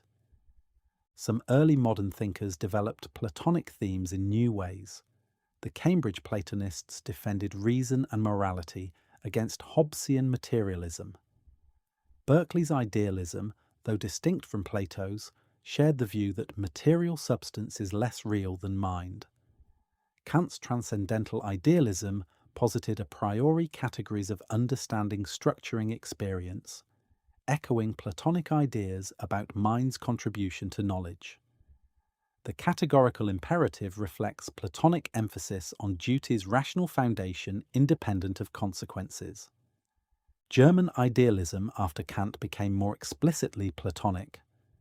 Hegel's dialectic adapted Platonic method while rejecting transcendent forms. His philosophy of history presented the world spirit's self-realization through stages, a secularized Neoplatonic emanation and return. Schopenhauer combined Plato with Eastern philosophy, seeing the world as representation of an underlying will. Nietzsche fiercely attacked Plato, blaming him for devaluing this world in favor of an illusory transcendent realm, yet even Nietzsche's philosophy is inconceivable without Plato as target. 20th century philosophy saw both rejection and revival of Platonism. Logical positivists dismissed metaphysical claims about forms as meaningless. Pragmatists like Dewey criticized the static dualism of appearance and reality, emphasizing experience's fluid, evolving nature. Existentialists rejected essences preceding existence, making human freedom and choice fundamental. These anti-Platonic movements shaped analytic philosophy, pragmatism, and continental philosophy. Yet Platonic ideas persisted. Frege's objectivism about logic and mathematics resembled Platonism about abstract entities. Mathematical Platonism became a serious position in philosophy of mathematics, holding that numbers and mathematical objects exist independently of human thought. Moral realists defended objective values against relativism and subjectivism. Phenomenology's emphasis on essences and intentionality carried Platonic themes. Even critics operated within conceptual space Plato created. Plato's political influence has been equally profound and contested. The Republic's vision of philosopher kings inspired political idealism, the belief that society could be rationally ordered for justice. Yet critics from Aristotle onward attacked its utopianism and authoritarianism. Popper's The Open Society and its enemies blamed Plato for totalitarian ideologies, seeing the Republic as blueprint for fascism. Others defend Plato's intentions while acknowledging problems in his specific proposals. The broader political legacy includes the idea that politics requires knowledge, not merely power or consent.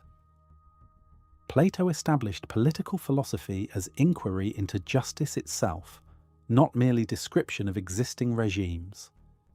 He insisted that education and virtue matter for citizenship. He argued that political order reflects psychic order, so just cities require just souls. These themes recur throughout Western political thought, even when specific Platonic conclusions are rejected.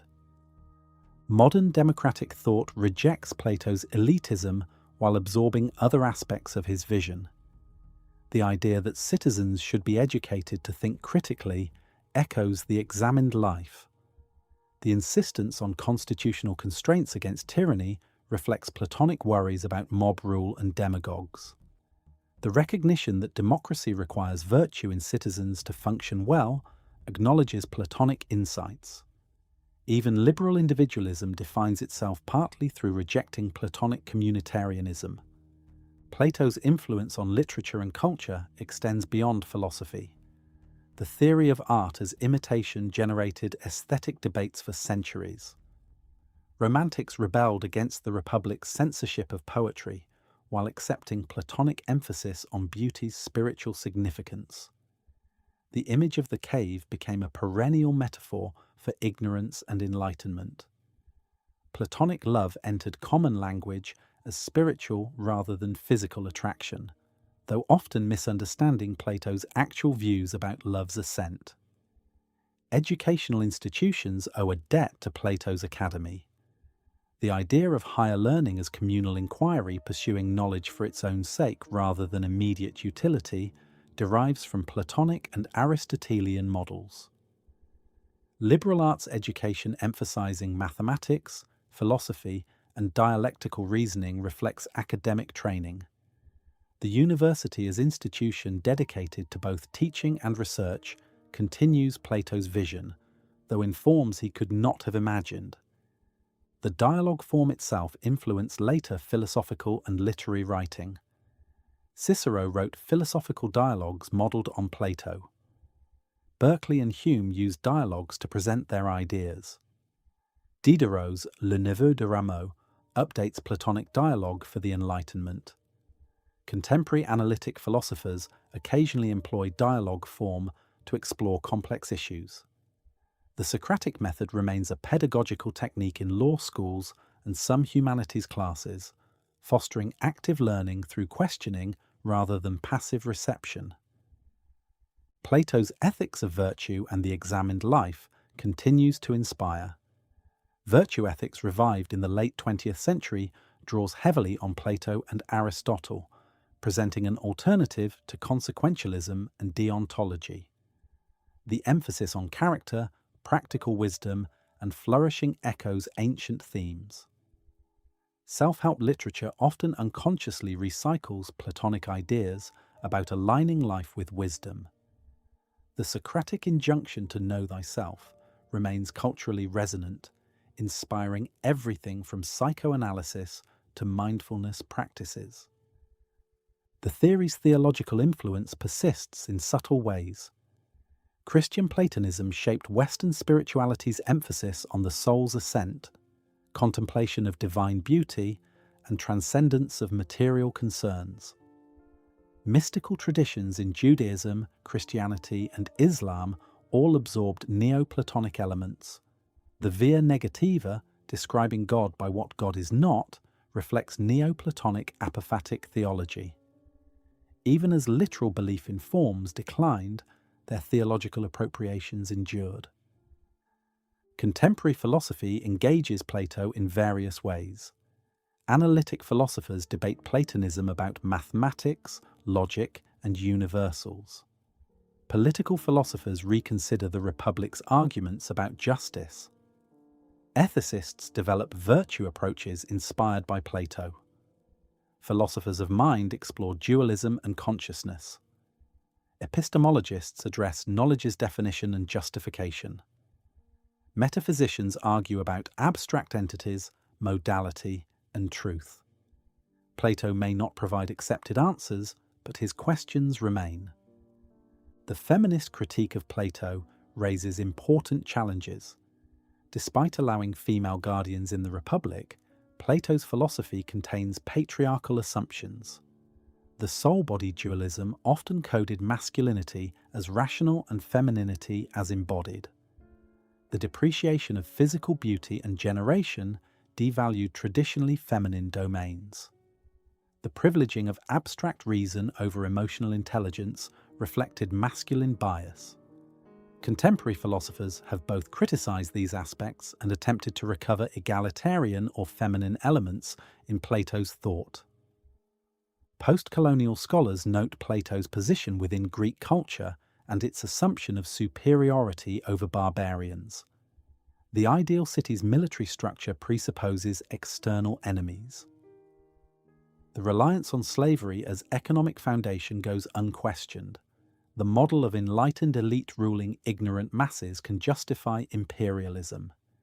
These critiques situate Plato historically while questioning uncritical celebration of Western tradition and its Platonic roots.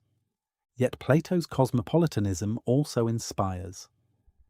The Republic argues that philosophers have no particular city as home, belonging instead to the cosmos.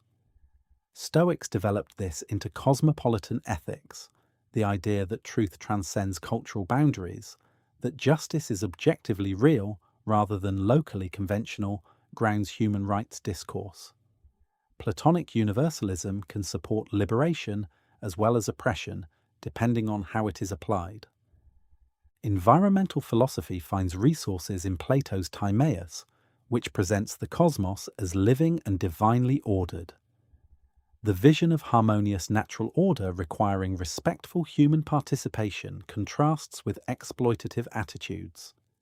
The emphasis on restraining appetites and living according to reason, rather than unlimited consumption, has ecological resonance. Some eco-philosophers draw on Platonic themes while rejecting other aspects of his philosophy. The enduring power of Platonic philosophy lies partly in its combination of intellectual rigor and existential depth. Plato addresses the most fundamental questions about reality, knowledge, and value, while connecting these to how we should live. His philosophy is not merely academic, but speaks to human longing for meaning, beauty, justice, and truth. The examined life remains a challenge and inspiration for anyone who wonders whether conventional existence suffices or whether something deeper calls. Plato's greatest legacy may be establishing philosophy itself as a distinctive intellectual discipline and way of life. Before Socrates and Plato, there were wise men, poets, sophists, and natural philosophers. After Plato, there was philosophy, systematic inquiry into fundamental questions using rational methods conducted in dialectical community, oriented toward truth rather than power or pleasure, requiring both intellectual ability and moral character. This invention has shaped Western civilization and increasingly influences global intellectual culture. Today's world differs radically from ancient Athens. Technology, science, democracy, capitalism, and secularism have transformed human life. Yet Platonic questions remain vital. Is reality ultimately material, or does consciousness and meaning point beyond physical processes? Can we have objective knowledge, or must we rest in probability and perspective? Are values real and discoverable, or merely human projections? What makes life worth living? How should we organize society justly? These questions, first clearly formulated by Plato, continue to demand answers. The examined life that Socrates called for and Plato exemplified may be more necessary now than ever. In an age of information overload, sophisticated propaganda, and technological distraction, the capacity to think critically, question assumptions, and pursue truth becomes crucial. The Platonic warning that democracy can degenerate into tyranny resonates in contemporary politics. The insight that justice requires wisdom, not merely popular will, challenges complacent relativism. The demand that we care for our souls remains a rebuke to materialism. Whether we accept Plato's specific doctrines matters less than whether we engage his questions seriously. The theory of forms may seem antiquated, but the problem of universals persists. The tripartite soul may oversimplify psychology, but the need to integrate reason, emotion, and desire remains. The philosopher king may be impractical, but the relationship between knowledge and legitimate authority still requires attention. Plato gives us not settled answers, but enduring challenges. Plato died over 2 millennia ago, but his voice speaks across centuries. Each generation rediscovers him, finding new relevance in ancient dialogues. The Renaissance read him differently than medieval scholastics. Romantics emphasized beauty and love. Rationalists emphasized mathematical truth. Existentialists found authenticity. Process philosophers found becoming. This interpretive fertility testifies to Plato's philosophical depth, supporting multiple readings without exhaustion. As long as human beings wonder about reality beyond appearances, seek knowledge beyond opinion, and aspire to justice beyond convention, Plato will remain relevant. His vision of philosophy as love of wisdom, pursued through rigorous dialectic in community of honest seekers, provides an ideal we still honor even when falling short. The examined life that questions everything, follows arguments where they lead, and seeks truth regardless of cost, represents a permanent possibility and challenge for human existence. In that sense, we remain Plato's students, still emerging from the cave, still ascending toward the light, still seeking the good that gives meaning to everything else.